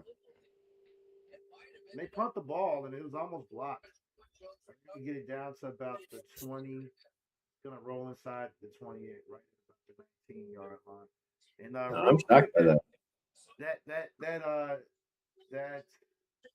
cornerback you were talking about from Clemson, that is actually AJ Terrell's little brother. The cornerback. Oh, is it? Okay. I knew they had somebody on their team that was like pretty solid. Yeah, thank you to Winston in the chat for that. You check out Winston with the eye test. He has a podcast that he does as well. To Winston, man, drop your channel in the chat for us if you don't mind. I was trying to pull it up, but I got a couple of things. I didn't pull your page up. Follow you on. Man, it's like we never miss on. Yeah, shout out Winston first before I say anything. Appreciate you, bro. But we always have some type of special teamer only player on our team. Like Matthew Slater did it for like 20 years. Like now we got Brandon Schooler, and he almost blocked that punt. That's the Mondre I know. That's the Mondre I know. Ramondre on first down, and he's able to. There we go. He's got a nice center of balance as a running back, but his contact balance is great. Yeah, man. They pass it to him out of the backfield on the sideline. He gets the first down, and on second down they hand it off to him again, trying to reward him a little bit. And that I love the dedication to the run. With both of these coaches right now, I think you can't get stopped on first down and say, "Oh, am I going to run it again?" Or get stopped on second down and say you're not going to run it again. I think you have to stay committed to the run. Sometimes it's not about the yards. Sometimes it's just about the fact that you will continue to run it and just keeping those linebackers and those safeties wanting to come downfield because they want to get those hits in. They don't want to drop back into coverage. That's passive. So you got to keep running the ball, if you will. And they drop back on on second down, and he fires away on the sideline. Is that Hunter Henry right there? And it is. Yep. You guys are able to pick up the first down. Nice pass. We got to get Hunter in this game, man. You got to get Hunter in there. Man. That's a great pass, though. Right in the pocket. I mean, right in the hole. Hunter Henry was drafted by the Chargers. The Chargers, yeah. Right? Yeah. He's been really good. He was the tight end that was supposed to replace Antonio Gates. Yeah.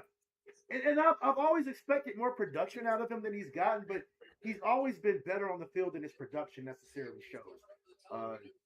Yeah, because he does stuff like this. It's like he's not going to get 10 targets. He's not going to get, over 100 yards, but he will get third down receptions and red zone receptions. And that's, to me, he was our first big pickup. Like, I appreciate it because that was a Bill signing too. Like, when everybody thought he was on his last leg.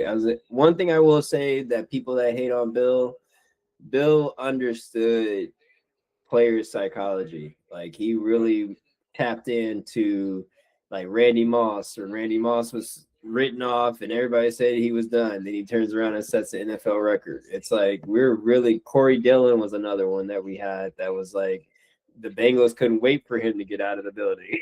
And then he comes to New England and goes crazy. Like, it's like we've always been really good at picking up players. And Matt Collins this year. Matt Collins is another one, man. Like, no one thought it happened. No, he was. I wish the Falcons could have kept him. and they actually run the ball here on 2nd and 6. And that's going to Yeah, bring that's us up not to that's 3rd and not 6. Trey's strength. But we have to run him up. We have to run him in between the tackles sometimes just to make sure that You keep gotta people keep him honest. Yeah, You got to keep him honest. But this is not his strength. He has a good enough skill set to do that. Yeah. Okay, on 3rd and 6, they actually dump it down to Ramondre, and it is wide open, and he's able to rumble forward for the first down and then some. He keeps going for about another 8 yards, and they keep the chains moving. And that's one thing I do like about Josh McDaniels. He just understands, like, sometimes that short passing game can be an extension of your run game. No, it absolutely. And I feel like the Chargers are playing that way. I feel like Justin Herbert's trying to throw nothing but passes to his backs right now. Yeah, that's gonna bring up 1st and 10. You guys are gonna come out in the shotgun. The Patriots are. Drake May takes the snap and fires away downfield. Oh, and he is not able to hit anybody, but it goes out of bounds. He is trying to go to Hunter Henry on the sidelines, but that would have been a tough pass anyway. That's going to bring us to 2nd and 10. And it's going to be interesting to see what Vrabel does on this particular play right here. Want to pick up some yardage. No, we definitely got to get a couple here.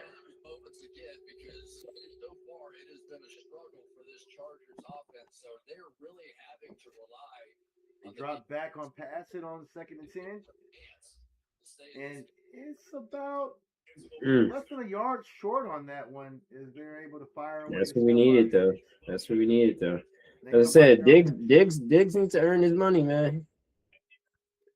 Yeah, it was interesting to see him go to New England, man. After kind of being a little bit of what the media portrayed as a diva with the Bills. I knew he was, though. Once the Bills let him go, I was like, because he's that guy. He's gonna want to play the Bills. So when they said he was gonna, I was like, I was a proponent of saying let's go get Diggs. Like I felt like because I'm not gonna lie, regardless of what happens on and off the field, when you're talking about game time, like he's always been a gamer. Right.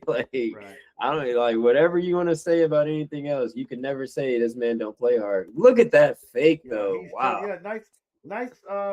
They faked Drake. The triple option on third on with 1 yard to go, and Drake May is able to pick up almost 8 or 9 yards on that. That's gonna bring us back to 1st and 10.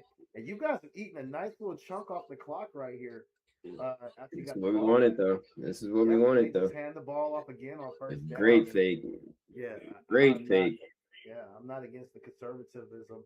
That's why I'm a fan of quarterbacks that play baseball, man. It's like those arm angles, the movements, like all that translates. Where do you think sidetrack? Where do you think Kyler Murray's going? I don't know, man. That's an interesting one. I joked with somebody that I wanted to see the Falcons be able to pick him up, but I know he's going to go somewhere that he wants to be able to compete. I want to go to MLB.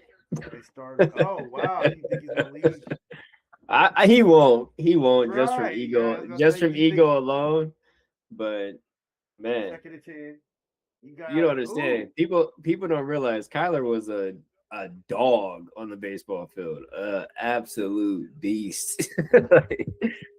He was. Hold that thought for 1 second. It looks like you guys tried to pass it, and they called it a strip sack. Drake. Yep. On that or a fumble. Interesting. So you guys are going to turn the ball over right here to these Chargers as they go to. It looks like they're going to go to commercial break here in a second. That was a big one.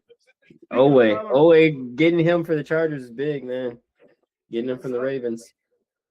Definitely a very versatile player right there. Drake. Back to Kyler Murray. Do you think that if he wanted to go back to baseball, that he'd actually be able to successfully do it? Oh, for sure. For sure. I mean, he was a number 8 overall pick. You know how many rounds the MLB has? How many players? You don't be a top 10 pick and just lose it. Like, ain't no way. Yeah. He's got an arm on him, man. And it's not like he wasn't in physical shape. Like, he's been playing football, so he's still in great shape. Now, there is a difference between baseball shape and football shape as far as your muscles go, but he played quarterback, so his arm is still getting the same workout and training that baseball pitchers get. So he's probably still can sling that baseball too. But from an ego perspective, he would never do that. Like it wouldn't even be a thing because people would think he would be giving up and yada yada yada, and the media would pick up on it and it'd be a whole thing. But I personally would love to see him make that transition because I just think that he's a very good quarterback. But I think how he plays the game and who he is from a personality perspective, and I don't know him personally, so I'm only speaking on speculation, but you can see a lot of quarterbacks' mannerisms in the game and see how they behave on the sidelines, and you can make some assumptions that are probably somewhat accurate. And I do think, and when you have a receiver like DeAndre Hopkins who seems like a super chill dude and he don't rock with you, that should be telling, man. Because D-Hop seems like he's that guy that'll pull up at anything you say. Like he's probably the chillest person to kick it with out of any wide receiver. Because he could have been a diva. Like you talk about somebody that is just like a superstar, especially when he was with Kyler. Like he don't drop no passes. He lived it out in Houston with 80 million quarterbacks. Like so. If D-Hop don't rock with you, something's up. Like something got to be up if D-Hop don't rock with you. Yeah, I think he's got some quirkiness to him, and just so you guys know, man, I hope you don't mind me saying this, right, man. I know Roddy for a while, man. This dude was a childhood damn near prodigy, really good baseball player himself and a basketball player, but was really good at baseball. So he's not just talking out his neck when he's saying this about Kyler and evaluating his talent as a baseball player. But we are back in from commercial break. And Justin Herbert drops back on first down. He scrambles around. He fires. And, oh, man, you guys play really good defense on that. Gonzalez is able to break up the ball downfield. But it looks like they are going to get a flag on the play. Let's see if this is going to be – they're going to call defensive pass interference, it looks like, because Vrabel is arguing maybe there's an illegal contact downfield or something. And real quick, he shouldn't have even touched him though. That's on him. Christian did he? There was no reason to touch him. He was in great position. Okay, they don't call it. They pull the flag back up. And real quick before they get to the next play, Winston says that Kyler could possibly end up in Miami. I think that is I can see that happening. I can see that for sure. I guess it's going to depend on who the head coach is down there, and I wouldn't be surprised if Harbaugh ends up there. A lot of Falcons fans want to see Harbaugh, but I think he's a little bit overrated. I don't want to see him in Atlanta, to be honest with you. Contrary to a lot of people's popular belief, I don't think that John is as good of a coach as Jim is. Like, truthfully, ultimately. I think they're both great coaches. I think what happened with John was he tried to do what Jim does with Justin Herbert, and Lamar Jackson is not Justin Herbert. So you're not going to sit there and pump me up and then take the ball out of my hands. like Lamar wants the ball. And I feel like that's what their philosophy differences were, was just the fact, oh, no way. Right. Oh, and they go deep on first down again. And we do actually get, not first down, I'm sorry. Second down, but we do get a flag on that play by you guys this time, and that's a huge play that kind of bailed out the Chargers right there. As Justin Herbert goes on that pass, he didn't even have to grab his arm. He didn't even have to grab it, Carlton. He didn't have to. There was no reason to, bro. And we're gonna get 21 personnel. They're gonna line up in the I form. One tight end. I mean, you hate. This is what we did. This is what we did against the Bills, though, man. It's like we had the Bills in that second game right where we wanted them, and then we turned the ball over 1,000 times and then made some dumb plays on defense. This is a huge drive. That's good defense on that. They actually hand the ball off, but there's only a gain of about 1 yard. Man, that Patriots defense is scraping, and they're showing a linebacker, number 51. Is that what's his name?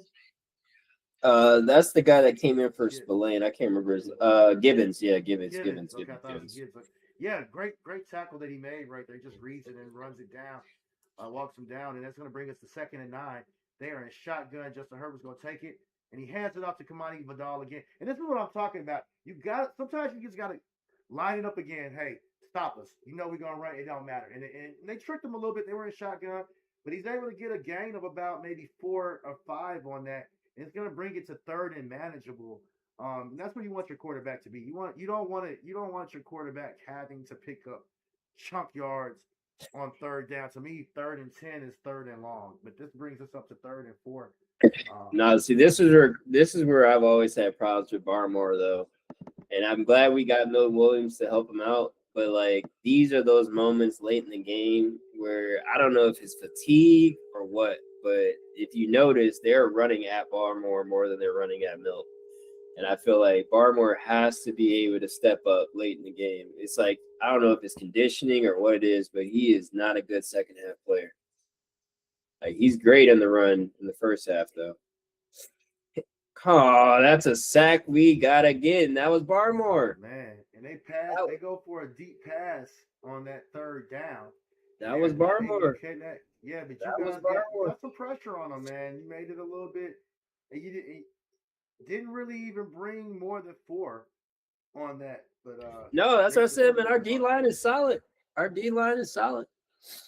But that was Barmore, though. He got there. I'll give it to him. He got there. He missed, but he at least got there. They're able to get you guys right inside the 20, maybe at about the 15, about the 13-yard line. Man, that's tough.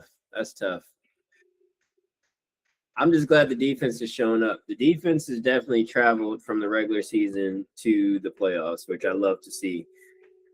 And they are giving Drake everything. He can't ask for a better defensive showing. So you got to show up now, Drake.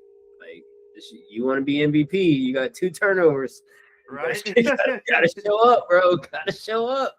It's gonna be a big drive right here. It's a huge drive right now, man. Like, you get us all the way down to 20 and get strip sacked. That's crazy. Right. And I'm gonna. Well, it's a commercial break. I'm gonna take a quick break out. Make sure these children are in the bed. It is a school. No, do your thing. I'll be right back. Keep it rolling. Yeah. Stay with us. And I'm gonna drop in the chat for you guys the link in case you want to call in and hop on with us. Winston says that was Christian Ellis, Caden Ellis's brother, running spy on Herbert, talking about that linebacker out there. And also he says Harbaugh is a hands-off coach. His special teams. I don't want that in Atlanta, and I agree. I don't like the fact that he doesn't leave a specific stamp on the team. He doesn't have a specific philosophy. Sometimes you can kind of tie a defensive or offensive philosophy to your coach, to head coaches. And me and Hightower were talking about that as well too. Belichick's one of those guys that's like, oh, the Belichick way. You know what you're going to get out of Andy Reid. You know that he likes to run the football, but he's definitely a quarterback whisperer and has some very innovative offenses with the passing. He likes the pass. He's very balanced. But you know you're going to get certain things out of certain coaches. Even speaking about like a Jeff Ulbrich is a defensive coordinator with the Falcons. You know you're going to get an attack defense, and you know you're going to be able to get multiple fronts and positionless football. With Harbaugh, you don't get any of that.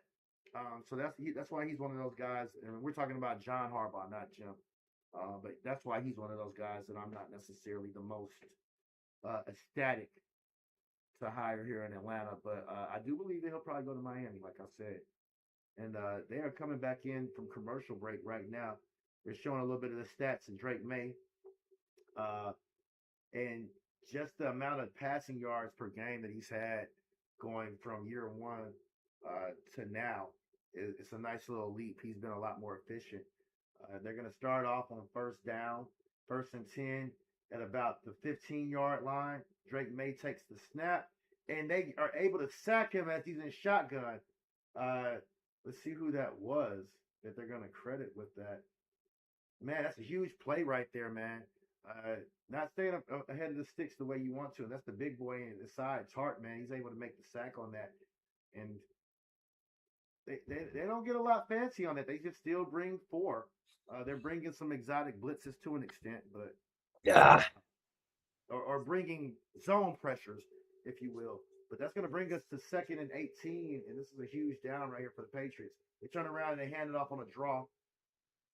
And Ramondre Stevens is able to get about 7 yards on that. So it's going to bring us back close to the to 10 to go on 3rd down. I just feel like in those situations, man, it's like we're already deep in our own territory. The first play should be the run. Like, I know we want to let Drake try to push it down the field, but this is where I'm agreeing with Harbaugh. Like, that should have been that first play should have been the run. 2nd down should have been the play action. 3rd and 13, man. Drake May is able to just thread it across the middle, right in there to Hunter Henry, and that's a key play, man. He's able to get the first down on that, man. That's a boy. Man. Yeah, he's Derwin James is that's the first time he's beat him so far. I'm with it. Yeah, they oh man, huge key pickup right there. Man, I know Derwin James has to be having like nightmares at this point because he's like, first day I got to lose to Brady in the playoffs, and now they got another quarterback over here throwing accurate passes. Like, what is what is going on? I know he has to hate playing Patriots. Oh, nice. Drake May drops back on 1st and 10. He gets it to Stephon Diggs for a gain of about 25 yards, man. Huge play right there. Earn your money, Diggs. Earn your money, Diggs. Money downs, man. And listen, man, Drake May, man, he's got some balls of steel right there. I'm sorry. That was Booty. I'm sorry. No, that's Booty. Yeah, Keyshawn Booty. Yeah, Keyshawn Booty. Nice. That was Booty. Huge. He had some really good games. Him and Drake are they were like roommates at camp or whatever. And him and Booty like hit it off right away because people forget, man, Booty was an LSU standout and he just came into the league and him and Mac Jones never really locked in like that. And then when Drake came though, Drake's been giving him a chance. Attaboy, Mondre. That's what should happen on 1st down. There we go. Yeah, man. You guys are basically in field goal territory as they handed off on 1st down to Ramondre. I mean, we've driven the ball down the field. This is probably like the 5th time we've been in the red zone, and we don't have a touchdown yet. But we gotta get a touchdown on this drive. It's gonna bring us to 2nd and 4. You got a guy in motion. Drake May takes it, drops back for the pass, goes deep. Oh man, he almost hits the Austin Hooper in the end zone, man. That was he got a little bit too happy on that one, man. Yep. Let's see if there was. Let's see how good the pressure was on that. I know they're gonna show a replay. He should have hit Diggs. I know he wishes good try. He could have got that one back. He missed it. I like the aggressiveness, but I would have hit Diggs. Diggs was wide open too, but I mean, hey. You got to pick that. Yeah, you could have just picked it up. Hey, that corner route was out, man. It was a nice little route. It was there. It was open. There. It was definitely open. It was definitely open. 3rd and 4. Drop back it was pass. definitely open. Oh, nice. Oh, he almost he missed the. He drops it. Douglas. No, Hooper was wide open on that play though. Yeah, Hooper was wide. Oh my gosh. You got to hit those, man. Guys don't get that open in the NFL. Pop Douglas. Gotta love Pop, though. Yeah, man. That's going to bring out the kicker on 4th and 4, man. And he's been money so far, man. What is this? This is a 39 attempt, 39-yarder. Let's see if he can smash it in there. We keep driving the ball down the field and not getting a tutty. And he gets it in there, man. Nice. That's going to take us to 9-3. 9-3. That's tough, man. Golly. This one-score game mentality is not it. This is putting a lot of pressure on our defense. That's going to take us to commercial, man. Man, really good defensive chess match going on, man. And we got a minute 34 left at the bottom of the 3rd quarter, man. And it looks like we're gonna get that close game that you were talking about, man. It may not even hit to to the numbers that you were talking. I think you said I know, I 17, said 21-17. Patriots. Yeah, so maybe the Yeah. Patriots. This is a huge set of downs coming back as they come when they come back in from commercial for the Chargers. Man, they gotta get some points on the board right here, man. You can't just keep trending This the field has to goal. be if they don't push the ball down the field on this drive, then It might be a I'm wrap. I'm feeling really confident as a Patriots fan. Like, that means something's up with Justin Herbert that we're not aware of if they don't throw the ball down the field on this one. Now I know it's a cool windy night in Boston, so it's possible that maybe they're trying to be, maybe he's not able to put the right spin on the ball, but to see Drake throw the ball down the field, I feel like Justin can do the same. So our defense needs. If we get a 3-and-out right here, I'm gonna feel confident that we're gonna win the game. You guys get a 3-and-out right here. I don't see Mike Vrabel necessarily mismanaging the rest of this game. No, that's what I'm saying. Like I do trust. Like I haven't seen anybody do clock management better than Belichick until Vrabel beat us when he was with the Titans in Tom Brady's last playoff game against us. Because the only way they won that game was because Mike did the clock perfectly. Like he played that clock better than Belichick. Like I mean, the things that he was doing, Belichick didn't even know there were rules that he could do that. I forgot what it was that. It was either delay of games or he was forcing them to go off sides or something. It was something crazy that it caused the clock to go in their favor. And then Brady rushed that and got through that pick six in the end zone. So I'm hoping Brady gets the opportunity to be great. But man, Drake, we needed a touchdown. Man, somehow accidentally hit something. I gotta bring my game back in real quick, so bear with me on this one, guys.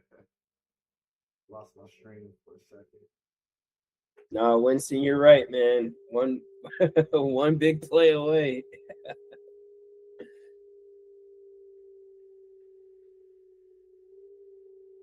Yeah, man, it's gonna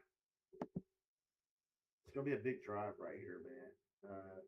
And anything can happen at any given point in time, man. There's so much parity in this league, and the NFL loves that. They love. Oh, they're eating it up this year. They're eating it Yeah, up. man. They're so happy the Chiefs aren't in. They're I was happy. just gonna They, say they that. love all this. They love all of this, man. They're eating this up. Chiefs not in it, and then we just had the Eagles get eliminated this game today. So this So is let gonna me be. ask you this. Since these professional leagues are technically considered entertainment leagues, Mhm. do you think there is some behind the scenes decisions that are made that could skew a game one way or the other? What But a I sack. think Did he fumble I it too? Oh my God. Wait. Did no, he hand it off or did he fumble it? he had to. Well, I don't know. It looks like it was a fumble, and then the running back's able to pick it up, but he's able to make a nice little Yeah, he did. play on it. I thought you couldn't advance a fumble though, right? You No. can't advance a fumble. Oh, I don't know. okay. Like, Yeah, you could definitely advance a fumble. Um, and they handed off again on second down for a short gain as well. Okay, so to answer your question, I don't because a lot of people think that these games are scripted, and it's way too hard to script some of these outcomes that you have happen. And I don't think the games are rigged, but I do think that the NFL wants to see certain things happen. And talking about league offices, right? Because the owners are the NFL. Hold that correct. thought right there. That's 2nd and 7. They're gonna get the ball. Justin Herbert drops back for the pass out of shotgun. He's gonna scramble, and he's gonna pick up the first down right there. A little bit past, he gets 2 extra yards on it. I think that referees can influence games Oh, for with sure. I think that's with their whole role. yeah, with like two or I do three agree with that. calls, they can influence games a certain way. So I think a lot of the owners are not in on it. And again, the owners are the NFL. The owners of these teams are the NFL. Roger Goodell works for them. But I do Yeah, think that the league absolutely. wants to see certain things happen because it becomes more profitable for the league. So there's a weird checks and balances of it. There are a lot of just penalties and things that happen that are very questionable at times. And sometimes I wonder. Saints versus Rams. Yeah, and sometimes it's so egregious that I'm like, well, is that something that they wanted to happen, or is it just that these referees are bad and not as good at their job as other referees in the league because we don't have full-time refs? But then again, we've seen that with basketball. I forget the name of that. Donahue. Yeah, I thought it was Donahue. Yeah, the NBA ref. That was throwing games. Said that they've been doing it for. They said they've been doing it for years. Yeah. But I do think they're to that point though. I do feel like the one thing that makes me question it is when certain teams are bad for a very long time, like the Cubs in baseball, the Lions in football, the Browns in football, the Pistons in basketball for now because they've been bad for a long time. The Kings in basketball have been bad for a very long time. It's like certain teams that I'm just like, okay, wait a second now. You got to have hired some type of front office at some point in time to where you guys are getting some type of good players. Like, it's like because some of the trades are just bananas to me. Because I'd be like, okay, like, why are you giving up this, like certain teams, like the Utah Jazz, like they got 4 first-round picks for Rudy Gobert and didn't get 4 first-round picks for Donovan Mitchell. Right. It's like, well, what are we doing here, man? It's like Donovan Mitchell's 10 times better of an asset than Rudy Gobert. Like, I'm not gonna lie, he's a great defender according to the ins and outs of NBA sports, but I don't think he's that great, honestly. But at the same time, like, to each its own. But it's like certain moments like that I do question it because I'm just like, I love the entertainment value, I love it, but a lot of times I do feel like I'm watching a movie. No, that's true. And even you had that veto trade where they didn't want to let Chris Paul go to the Lakers. Yeah, that's another one. It's like what? Like, how do you come in and step in and take away a trade? Like, what is that? Right, and there's nothing wrong with it. We're back at first break, and on first and 10, they hand the ball off to the running back again. It looks like we're gonna get us a gain of about 2 yards on that. We'll see what they spot for them on this particular down. No, something has to be up because they're running Justin Herbert now. Like, something has to be up. I don't understand. But they are just one play. That's a false start. Yeah, Winston says that the Patriots better stop letting these Chargers hang around in this game. I do think. I mean, I can't knock Harbaugh's philosophy up until this point because they're still in the game. Like, if we would do our job and finish it off, like, because all they're doing is letting us drive down the field and shutting us down in the red zone. Yeah, no, you definitely cannot. You cannot let them keep sticking around. I mean, you gotta put that nail in the coffin. Oh, okay, you dropped there. Yeah, and Gonzalez is pretty solid defense on that play, making it a harder throw. Come on, Christian. Come on, Christian. Don't say it. Okay, cool. Thank God. Oh, wow. So it's going to bring us to the 3rd and 7. And Justin Herbert in shotgun with the single bat. We got a guy in motion. Ladd McConkey takes the snap. There's a flag on the play, but he fires across the middle to Keenan Allen. Let's see what we get. There's an incomplete pass right there. That has to be a hold, right? Illegal shift. Oh, okay. Very costly penalty right there. Very costly drops too.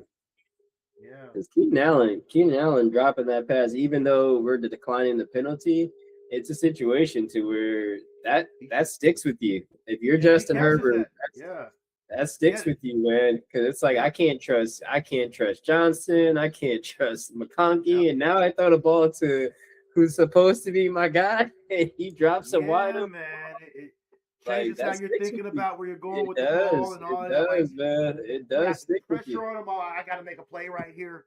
I saw that with Bijan a lot last year. Some of the fumbles that, or this year, some of the fumbles that he had, it's like he's out here trying to win, trying to do something and trying to do too much and not play within the game, and that can definitely cause some issues. But that's going to take us to TV timeout as they run the ball. Drake's definitely got to score right here. Ooh, if he scores right here, that could be the nail in the coffin, man. I'll take a field goal. I'll take a field goal right here. A field goal we right just here. We just got to make it 2 scores, man. We just cannot. Right. We cannot let these dudes be a touchdown away. Right. Definitely can't let we them. Gotta do something. We gotta do something. You gotta put some points. But something has to be up with Justin Herbert, man. Because this. I've never seen a Justin Herbert game where he's not even tried to throw the ball down the field. Like this is kind of crazy to me. It has been a little bit more conservative than you would typically see with Harbaugh. Harbaugh is he has a certain level of conservatism anyway, but he normally is a little bit more aggressive than what this is. So well, it's kind of interesting. It's either he's respecting our corners, because I will say the couple times that Justin Herbert has dropped back and had protection, he almost fumbled. He did fumble that one time and they got it back. He got sacked a couple times, and the one pass, I mean, it was a pass interference, but at the same time, he wasn't going to catch that anyway. Like, even if Carlton Davis didn't touch him, he wasn't going to catch that pass. So maybe, I don't know. Maybe something's up. I don't know. But I do feel like I think he still only has the completion of McConkey, the completion to Allen, and Johnson has 0 catches. So it's like he has 2 completions to wideouts the whole game. Right. That just seems weird to me. It is interesting to say the least. It is interesting. These are the moments where I have to question the NFL sometimes, because I mean, like, you're talking about somebody that's top 5 passing yards, but I will say this though too. There has been times in the playoffs that, their old coach, I can't remember his name, but he used to let Justin throw the ball, and they lost a lot of playoff games because Justin was turning the ball over in the playoffs. So maybe Harbaugh set him down, was like, hey, we're going to run the ball and you're going to throw when I tell you to. And maybe he was like, okay. Like, I don't know. I think Harbaugh gets that, and it's like Justin Herbert's good, but he ain't a top 5 quarterback. So we're back in for TV timeout. That's 1st and 10. Drake May drops back on 1st and 10, gets it out to the flats, out to Douglas, and thought that was a fumble, but they're going to call it a dead ball as he catches that. And that's going to bring us up to, let's see if maybe a gain of 2 yards on that. His knee is down before that ball comes out, so very fortunate for them. Huge drive right here, man. Let's see, it's gonna bring second and 7. Do you keep Justin Herbert if you're the Chargers front office? I think you got to keep him, because who else are you going to get? It's really hard to play quarterback in this league. It is. It definitely is. Do you feel like you can win with him? Yeah, I think you could win with him. I don't think he's like a liability or something. I think he could be a great game manager, because this game is showing me that he can at least listen to the schemes and what our game plan is. But I am curious to know if he's ever could win. Like, I don't know if he can ever win though. Like, I feel like they would need to have like probably a top 3 defense, and he would need like a Marion Hampton would have to become like a top 10 running back. That's the only way I can see them winning if they're going to play this style, because something has to be going on while he's not throwing the ball. They had it off on 1st down right there for a short gain. 4 yards. That's 5. Take it, maybe 5. Maybe 5. I'll take that though. If I'm a coach right now, you want to keep the clock running and you want to keep the ball moving. We just got to get Drake out of 3rd and long. Like, 3rd and 6, 3rd and 5, I can live with, but I can't live with 3rd and 11, 3rd and 12s. Right. Ooh, a nice catch on 2nd and 6 as they pass it off to Diggs. He's able to break 2 tackles, but he gets out of bounds right there as he spins. Earn your money. Earn your money, Didn't Steph. try to get out of bounds, but just kind of spun out. I'm sorry, Booty. That's Kayshawn Booty again. Number 8, number 9. It looks kind of they look similar from a distance at first until they get a little bit more close up. I thought it was. Nice I ain't gonna lie. I thought it was Diggs too. Right. But I just realized that Diggs, Booty has the sleeves on his the white sleeves out. I don't think a lot of people realize how hard that out pass is because cornerbacks can undercut. Oh, they can. Yeah, absolutely. Yeah. You got to throw a fireball. Yeah, and that's a fastball. Back on 1st and 10, Drake May scrambles as there's nobody downfield. He's under pressure, and he's close to the first down on that. But yeah, just talking about that out pass again. Like you're at about the middle, like on that play, he's at the middle of the field. He's throwing to the sideline. Just from the middle of the field to the sideline, if you went on a straight path, is about 25 yards. But then you get it 5 or 10 yards upfield as well. That makes it like a 30, 40-yard throw almost. So you got to have a lot of arm strength to get that to a guy. Just depending on how further deep that they go with it. But no, that was a huge play right there. That's going to bring us up to 2nd and 2. And they're going to blow it dead as it gets snapped. And was there a timeout here? There was a timeout. You guys called your first timeout of the second half. Yeah. No, we were out of order. This wasn't what Josh wanted. That's not what he wanted. Yeah. And that's going to take us to a TV timeout. No, that has to be hard for a quarterback, though. When you just run like that, it's cold outside, and to come back into the huddle quickly and call the play. And Josh has a very complicated play call, so it's probably like he's probably out of breath, and people are like, "What did you say, Drake?" Right. I saw that with McVay and the Rams, where he's trying to get the play in. Yeah, no, they had last night. They had that the Stafford. Well, last afternoon, yeah. Yeah, Stafford saw like, okay, I got it. He's like, okay, if you don't stop, if you're just gonna get a stop route on this. Oh my God, he's still going. That's hilarious, man. And a lot of people don't realize how hard that is for a quarterback, especially a younger quarterback.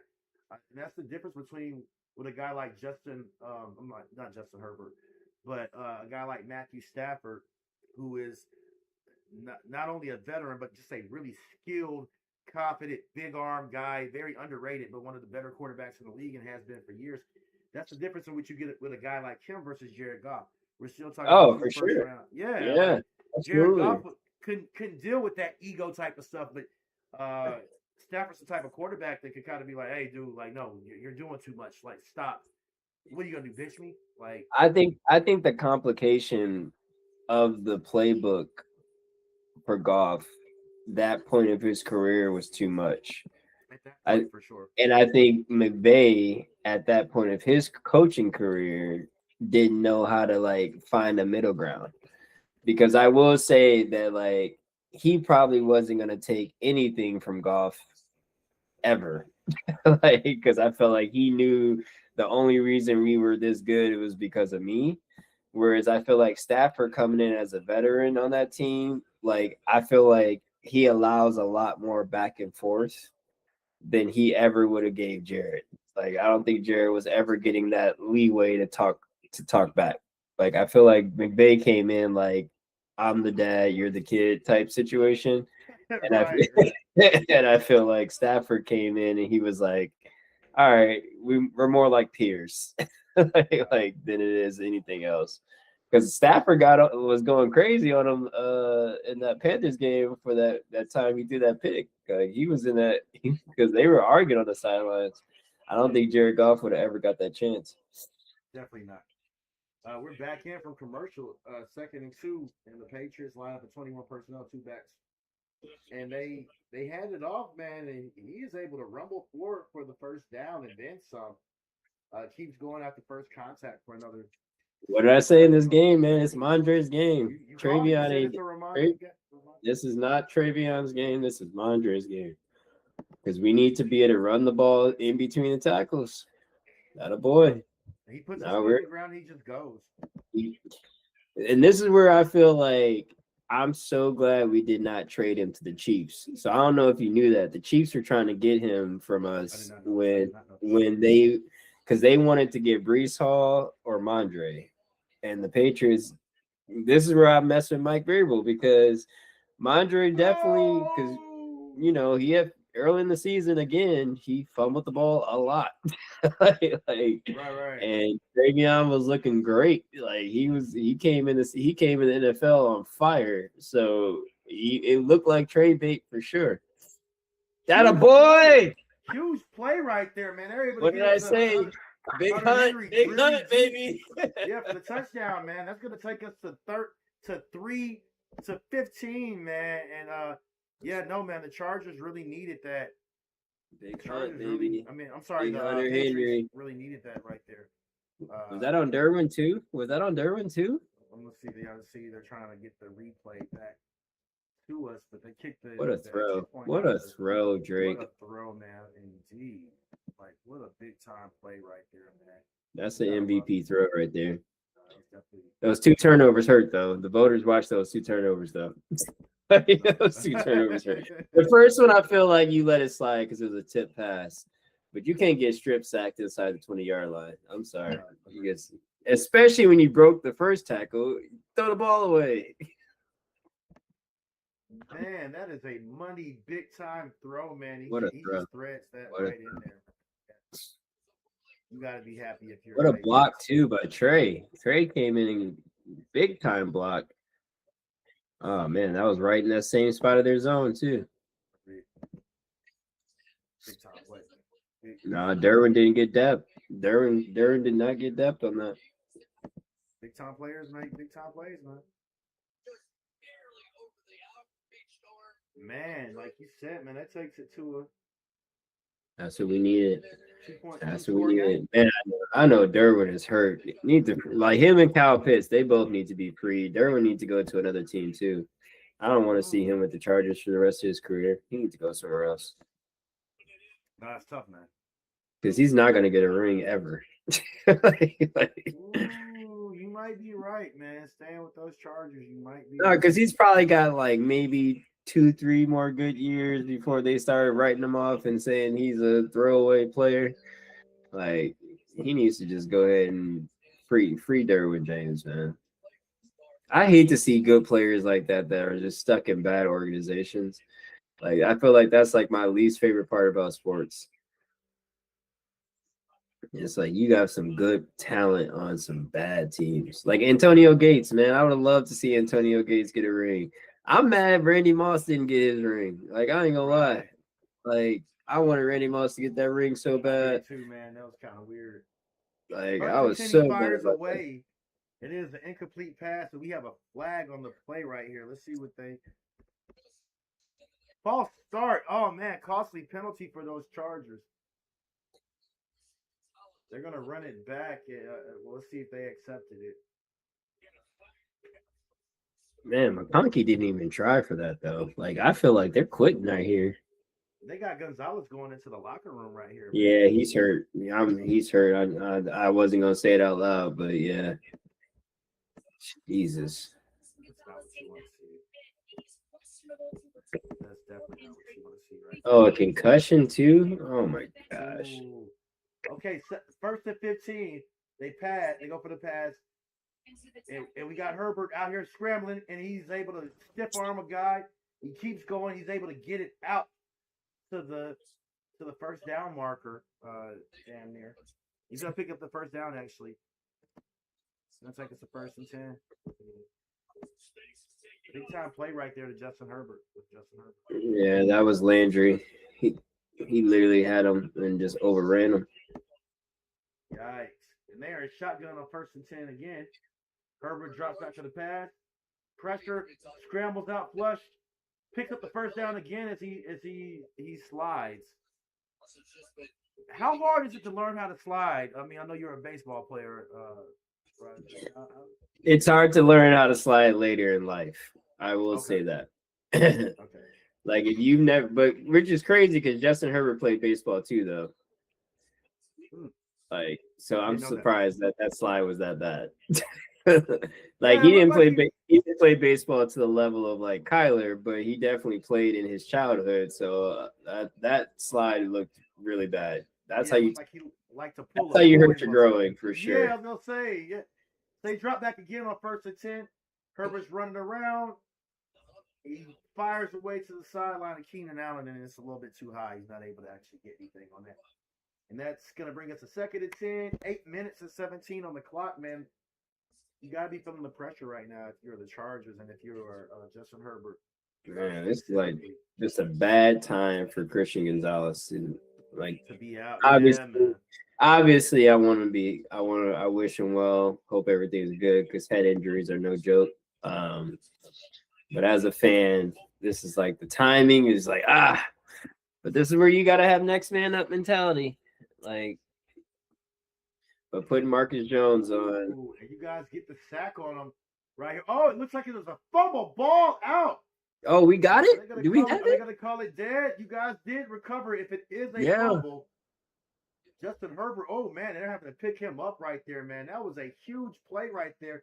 And it doesn't look like boy. they're saying anything contrarian. So looks like the Patriots actually got a strip sack on that. Yes, sir. That's a fumble. Yeah, That is Herbert's a hurt fumble. now. The Patriots recover it. Oh, that hurt. Big Oh, turning my play goodness. right there. Oh Oh, man. I hate to see it for Justin. Oh, that looks bad. Ooh, man, that is a tough pill to swallow, and that's going to take us to a commercial break right there. Oh man, that is. Ooh. Oh my gosh, she took it right on the chin too. Yeah, man. Oh man, That's a tough. I will say, he does everything he possibly can for this team. Though he puts his body on the line, he competes. But I don't know, man. Something's just not right. Something's off. I mean, do you see Justin Herbert as a quarterback you can win a Super Bowl with? No, I don't. I don't. And the only reason I say that is because it's not because he lacks the talent. It's just something about, I feel like when you win a Super Bowl and you're winning the Super Bowl because of the offense and not because of the defense, then you have to be able to read better. And I feel like Justin Herbert, it seems like he's just either has really bad play callers or he's not seeing opportunities that other quarterbacks see. Because to me, he should be playing a game like Joe Burrow. Because I wouldn't say Josh Allen because he's not the same build, but like he should be able to play like Joe Burrow for sure. But again, he's also never played with the Jamar Chase and T. Higgins either. So I don't know. I just don't see him as quite as skilled as Joe Burrow. I think Joe Burrow has ice in his veins, and I feel like I just feel like he's unbelievable at reading defenses. Like I feel like Joe Burrow just absolutely knows where the ball's going every single time he says hike. and that's why you get that type of confidence out of Joe Burrow because of how good he is at reading defenses. Yeah, I think certain quarterbacks, man, it's like if you know where you're going and you have a certain, and this is another thing too. I don't think Justin Herbert's ever had a wideout that he feels like he can just throw it up to and they're gonna make a play. Like he needs like a Mike Evans type player to me to unlock his greatness. You said what? You don't think Keenan Allen's one of those type of guys? He was. Like to me, I would have liked to see Keenan Allen in his prime with Justin Herbert more than Phillip Rivers, though. I will say that. We are back in from a commercial break. On 1st down, the Patriots run the ball again and keep it on the ground. They hand it off to not Ramondre this time, but Travion. Herbert has been sacked 4 times in this game so far. That was a tough hit on that last week. He was really slow to get up, man. It's a rough game. I'm starting to wonder what's going on with him as well too. I just think that They got a question we see out there. Let's bring us a second and 4 after they get 6 on that. And Drake May's going to fly up in the center. He's going to turn around and hand it off unpredictably, or predictably to the running back on that one, but they are able to get him down in the backfield. Yeah, Winston said it in the chat. He said Justin's problem, he isn't the force multiplier that people are trying to make him out to be. I agree, man. He is athletic, but he's definitely is not the reader of defenses. And now this is the type of stuff that I feel like we getting too cute. This is not. I know they want to make it Trayvion's game, but this is not Trayvion's game, man. Like, this is where I tell you, like, when we switch off on whose drive it is, they're trying to make this Trayvion's drive, and it's like this is not where we're at. Like, this is Mondre's game. We should just keep feeding. We could have kept feeding Mondre. Good play right there by the defense. Huge. They are able to. That was huge. To force an incompletion on that as they almost get the sack, and that could have easily been a fumble. Yeah, that could have been another fumble. Yeah, man, but we're gonna keep it. Great. They're gonna keep it where it needs to be at, and I expect to see a punt on this particular play. Man. Brings a fourth down. Man. See, this is where Drake has to grow. This is where he has to grow.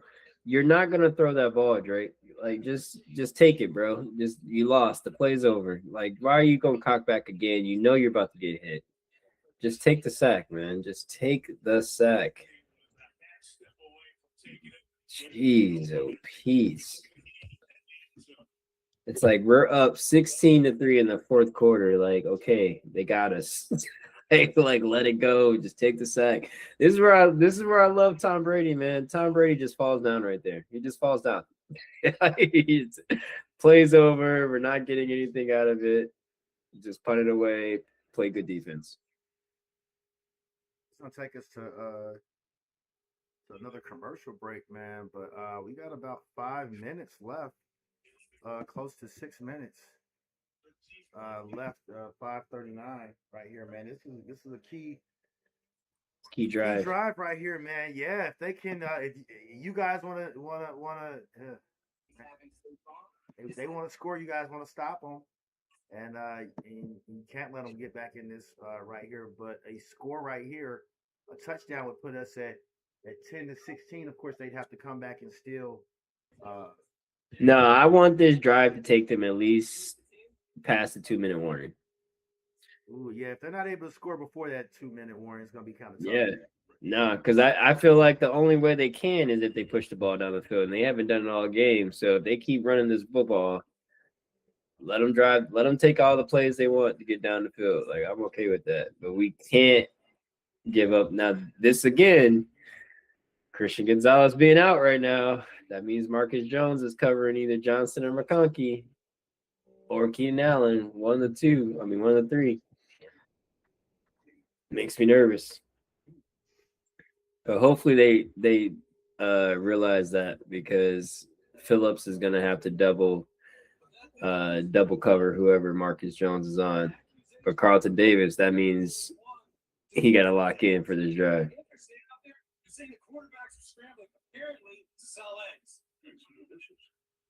Yeah, man, this is can't say I'm surprised that the Patriots are leading this game. This score right here, and again, anything can happen, but I don't expect the Chargers to be able to really get out in front of these guys right here. I just don't feel like they have quite they don't have a guy that really takes the top off the defense like that, and I don't think they have quite a dynamic receiver or running back in that particular way. With these Chargers, they have some really good players, but just not anybody who's just a game breaker like that. No, that for sure. That's what I said. Justin Herbert, the one benefit I will give him and one slack I will cut him is he's never had a superstar receiver. Mm-hmm. Like, his entire career so far, he's not had that guy. They thought Johnson was going to be that guy, but he drops the ball way too much. I was thinking about Johnson. Got all the speed in the world, all the physical. Oh, attributes. everything you want, bro. He's Mike Why- Evans, just can't catch. Just can't catch, man. That just doesn't work when you're a wide receiver. The number one name of the game is receiver. You have to catch it. You're out there wide. Like he cannot. It's crazy too because when he was in college, he caught everything. Right, and But they do say there's something to that ball size changing for receivers. They say in the arm strength of the quarterbacks too. I didn't know they changed the ball size. Isn't it? Isn't the NFL ball different than the college ball? Oh, I think you are right about that. Actually, I'm almost positive the college ball and the NFL ball are not the same size. You're right there. There's a little bit of a different size, and we got a false start on the play. Flag on the play. It looks like it might be a false start. He gets out of there a little bit early, and let's go. It's gonna drop us back first and 15. Come on, Pats. Come on, takes Pats. the pass. Takes the snap, drops it across to the middle to the running back on the dink off pass. And they're gonna keep the chains moving, but they gotta get something going. Real quick, Winston says Justin's problem is he isn't a multiplier that people are trying to make him out to be. Is he highly athletic for the position? Yes. But until he can read defenses better, according to your point, this will be the results. And they have a first down right here as Justin Herbert's able to fire away to Ladd McConkey. It looks like that was a face mask on there that they might get away with. Man. Justin Herbert takes the snap and drops back again on first down, fires away over the middle, and they are just shy of the first down. That's going to bring us to 4 minutes and 40 seconds. The play clock is still running. Sorry, the game clock is still running. Nobody calls a timeout. They gotta make sure that they actually get a score right here as quick as possible because they're gonna have to probably declare onside. Justin takes the snap, fires away, and he is not able to complete to anybody on that. That's gonna take us. No, I'm curious about this. I wonder if they're gonna question Harbaugh on these play calls, man, because I feel like they haven't even attempted to push the ball down the field. I mean, I don't know how. Like I said, they don't have that they don't have those dynamic guys. And you guys have a hell of a pass rush, so it makes it a little bit. No, I get it from that perspective, but I feel like you got to go max protect and try.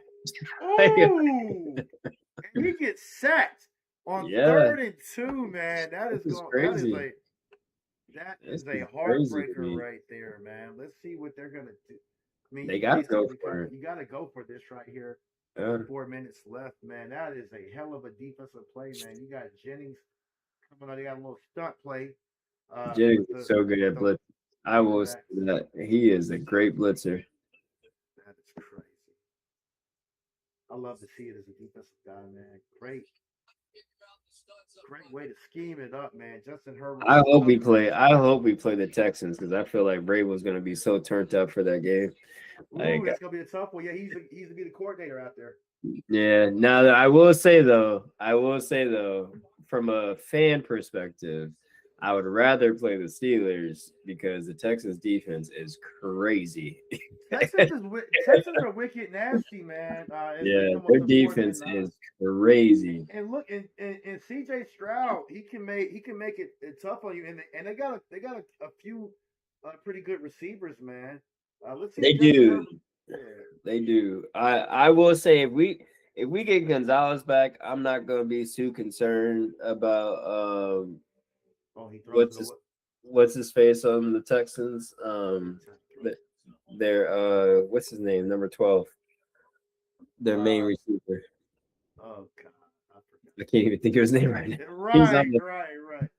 He's on my fantasy team. I'm gonna get it right. Listen, Nico Collins. There we go. I had to think about it for a second. This is a huge throw by Justin Fields right there. I think that is to Gadsden, as a matter of fact. Yeah, that is to Gadsden, number 86. And they're able to pick up the first down, man. Big time throw to keep the drive going, man. 4 minutes and 4 seconds left as he gets out of bounds. First down, fires away, gets it to number 1. right there on the sideline. They got to keep tempo going. Yeah, no. The Texans, I think they could be a lot of trouble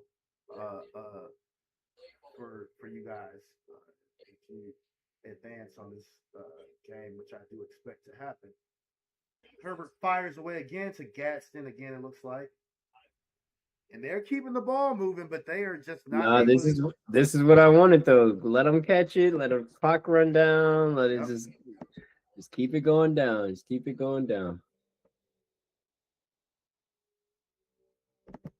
But see, this is where we gotta make sure though. Once they get across this 50 like this, we gotta make sure we tighten up now. All these blitzes need to chill out.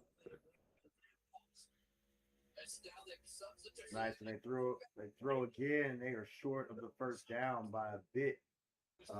They got to get this ball downfield. They're not. Keenan Allen just sold the bag.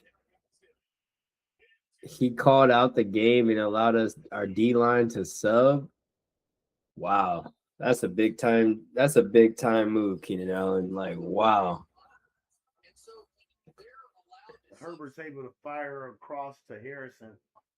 Like you said, man, they've taken like 2.5 minutes off of this drive as they get down to 2 minutes and 30 seconds. I can't believe Keenan Allen did that. That's crazy. He must be really hurt. No, he has to be really tired. He's not hurt. He's just tired. It's a tired thing. Ooh. Well, they showed him on the side. He's just breathing heavy. Like, but you come out the game, you allowed our whole entire D liner to sub out.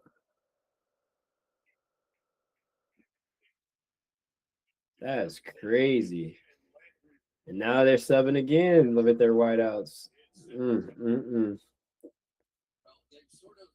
Now them going quick was throwing us off. But you let us sub now. Okay, on 2nd and 10, Herbert scrambles, and he might have taken off with it to scramble forward and instead of throwing it out of bounds. Gain of 1, maybe? This is bad. This is bad for the Chargers. To your point, there's no way you run that ball. Like, yeah, man, and the clock just keeps going, and there's an incomplete pass again. This takes it to 4th and 4 as he fires away on 3rd down. But we're right here at the 2-minute warning, and this game's pretty much over. No, that's what I said, man. I said let it go to 2 minutes. Like, you called it, man.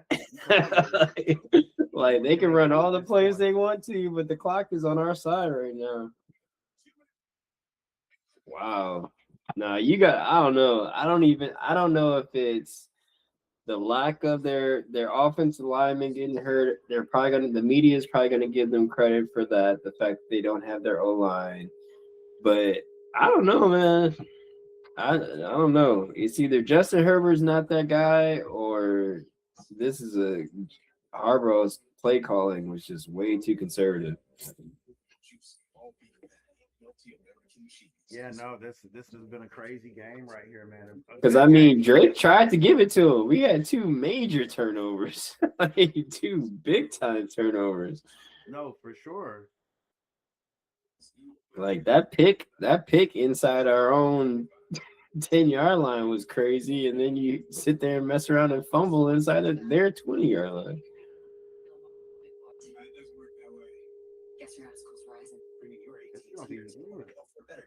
Yeah, bad way to end the season. I mean, tough loss, man. Tough loss. They just were never able to really ever get ahead of the sticks on any of these plays, man. It's we mess around and shut these dudes out in the second half. It's crazy. It's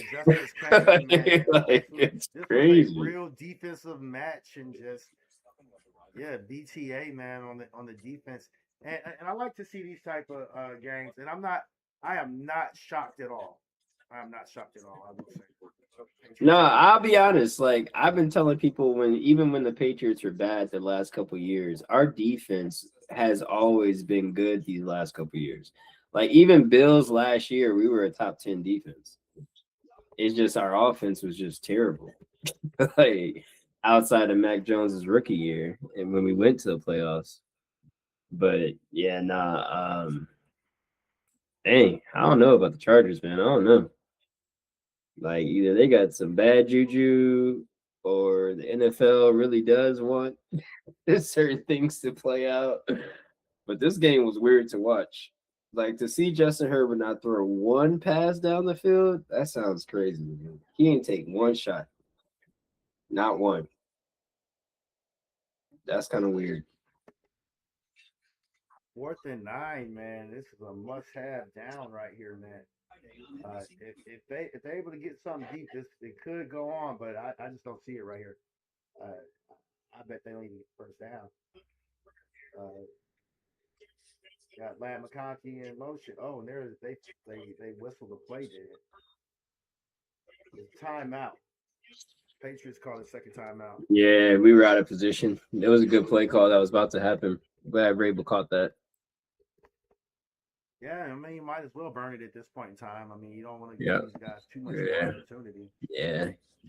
We were about to have McConkey was about to be on a linebacker. That was about to be a first down. Ooh, yeah, I saw that. Yep. That was a good timeout. Really, that's what makes him a great coach, man. That makes him a great coach. Like he's locked in. He can't push the ball downfield because the O-line is trash. Same issue Penix ran into this season. I slightly disagree in terms of the Falcons' O-line being so trash. We were down to our 4th receiver. I don't think that was the reason that Penix was able to get the ball downfield. I just don't think we have any burners that can do that. But here comes Justin Herbert right here on 4th and 9. I still think you can run one max protect play and still get a ball down to at least one time. We get the sack on him. That's over. Yeah, it's over, man. I'll take it. Yeah. I'll take it. By hook or crook, man, you got to take those wins. Also, I'm going to read another comment from Winston. He says, there's a team in the AFC that intentionally wants to see the Texans. There's not a team in the AFC that intentionally wants to see the Texans. I think Denver is the only one that may be able to handle them with the way that they've heated up lately. No, I think I'll be honest with you. The Texans are extremely scary. They are, to me, they are built to win a Super Bowl this year, like for sure. I can see that. I think the NFL wants it to be Josh Allen's Super Bowl year. I really do. I think that they're trying to set it up for that. But if he doesn't win a Super Bowl, I will say that if he does not win this year, I don't want to hear nobody talking about Josh Allen being anything but a great quarterback. Like, don't be over here trying to tell me he's one of the best we've ever seen. I don't want to hear because there's no Lamar, there's no Mahomes, like there's no Burrow. The NFC is weak. You better get your Super Bowl this year, and don't let him play the Patriots in the AFC Championship game. Because boy, if we get him again, yeah, pay Big Milk, baby.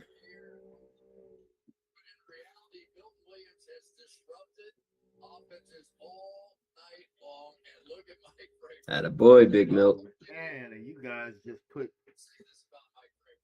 just ran it on first down, and that's definitely a wrap, man. He just took the whole punked them, man. 15-yard gain on first down. Oh yeah, they quit. They're done. Wrap. Yeah, they quit. It's over. It's a wrap right there, man. Great game. Free Derwin James, man. I'm starting it now. Free Derwin James, bro. Yeah. Like he needs to go spend his last 2-3 years as a superstar player somewhere else. Like free that man. That would be interesting to see where he could actually anywhere, any contender. Is he still under contract? Like, how many years does he have left on his contract anyway? He just re-signed with them, I think, maybe a year or two ago. He busts his lip with hugging Milton Williams.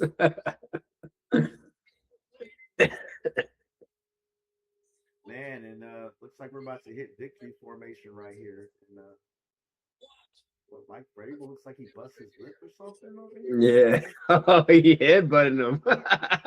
Is that what happened? I was like, damn, did you split your lip because it was too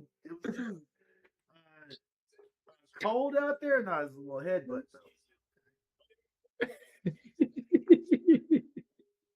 Vrabel seems like the type of coach I'd like to strap up some pads for and run through a wall. Oh, absolutely. He wanted to get he's loving the fact that his lip got busted right now. Right. Like a hell of a football player when he played in his day, man. I mean, on defense, but then also they were able to get some of those trick plays and put them in at tight end and get them a few touchdowns as well too. So it's a really good head coach, man. I'm not a Patriots fan, but I really do.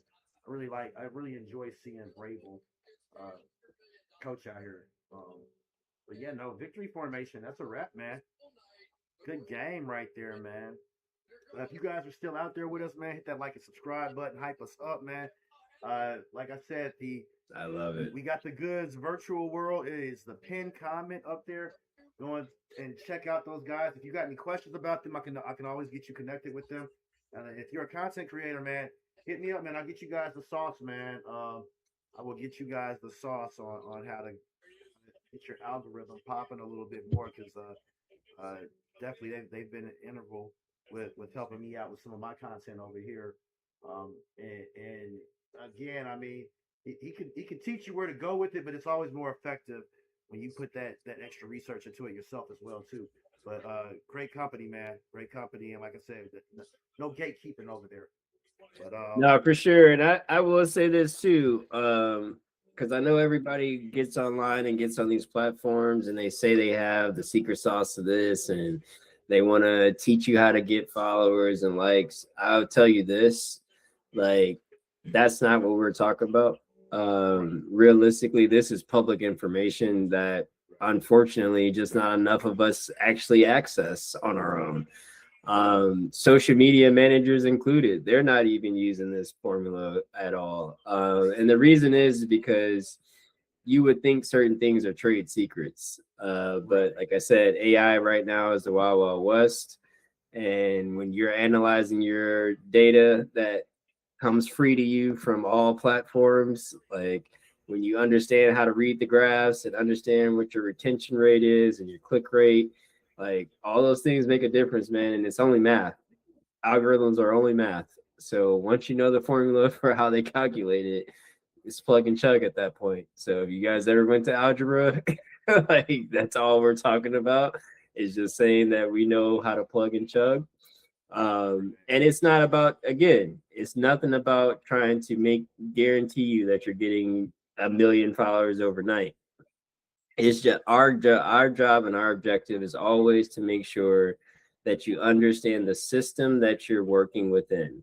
And long as you understand the system, you can make the system move how you decide you want to move. Because not everybody's out here trying to be a celebrity all the time. Not everybody's out here trying to cheat the game or skip steps.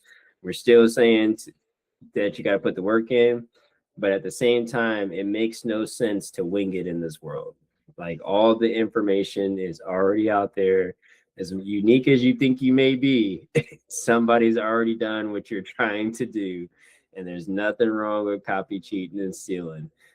God rest Kobe Bryant's soul, but if he wasn't anything, he should have been a role model for how to mimic what you've already seen done prior to you getting out there to do what you say you want to do. Like he looked at the greatest, copied the cheat, copied the workout, put the work in.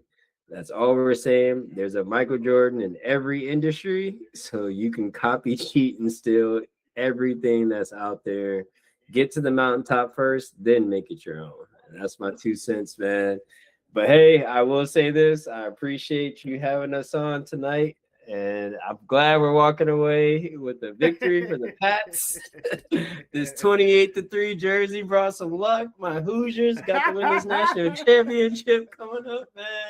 But hey, everybody that's in the stream, everybody that's in the chat, I appreciate y'all, man. And always big love to Point Game, man. You guys have been real with us from day one. So thank you for having us on the platform, man. We appreciate it. Thank you, man. Thank you, man. And on behalf of the Goods virtual world, man, we're going to go ahead and cut the stream right there, man. You guys enjoy your week coming up here.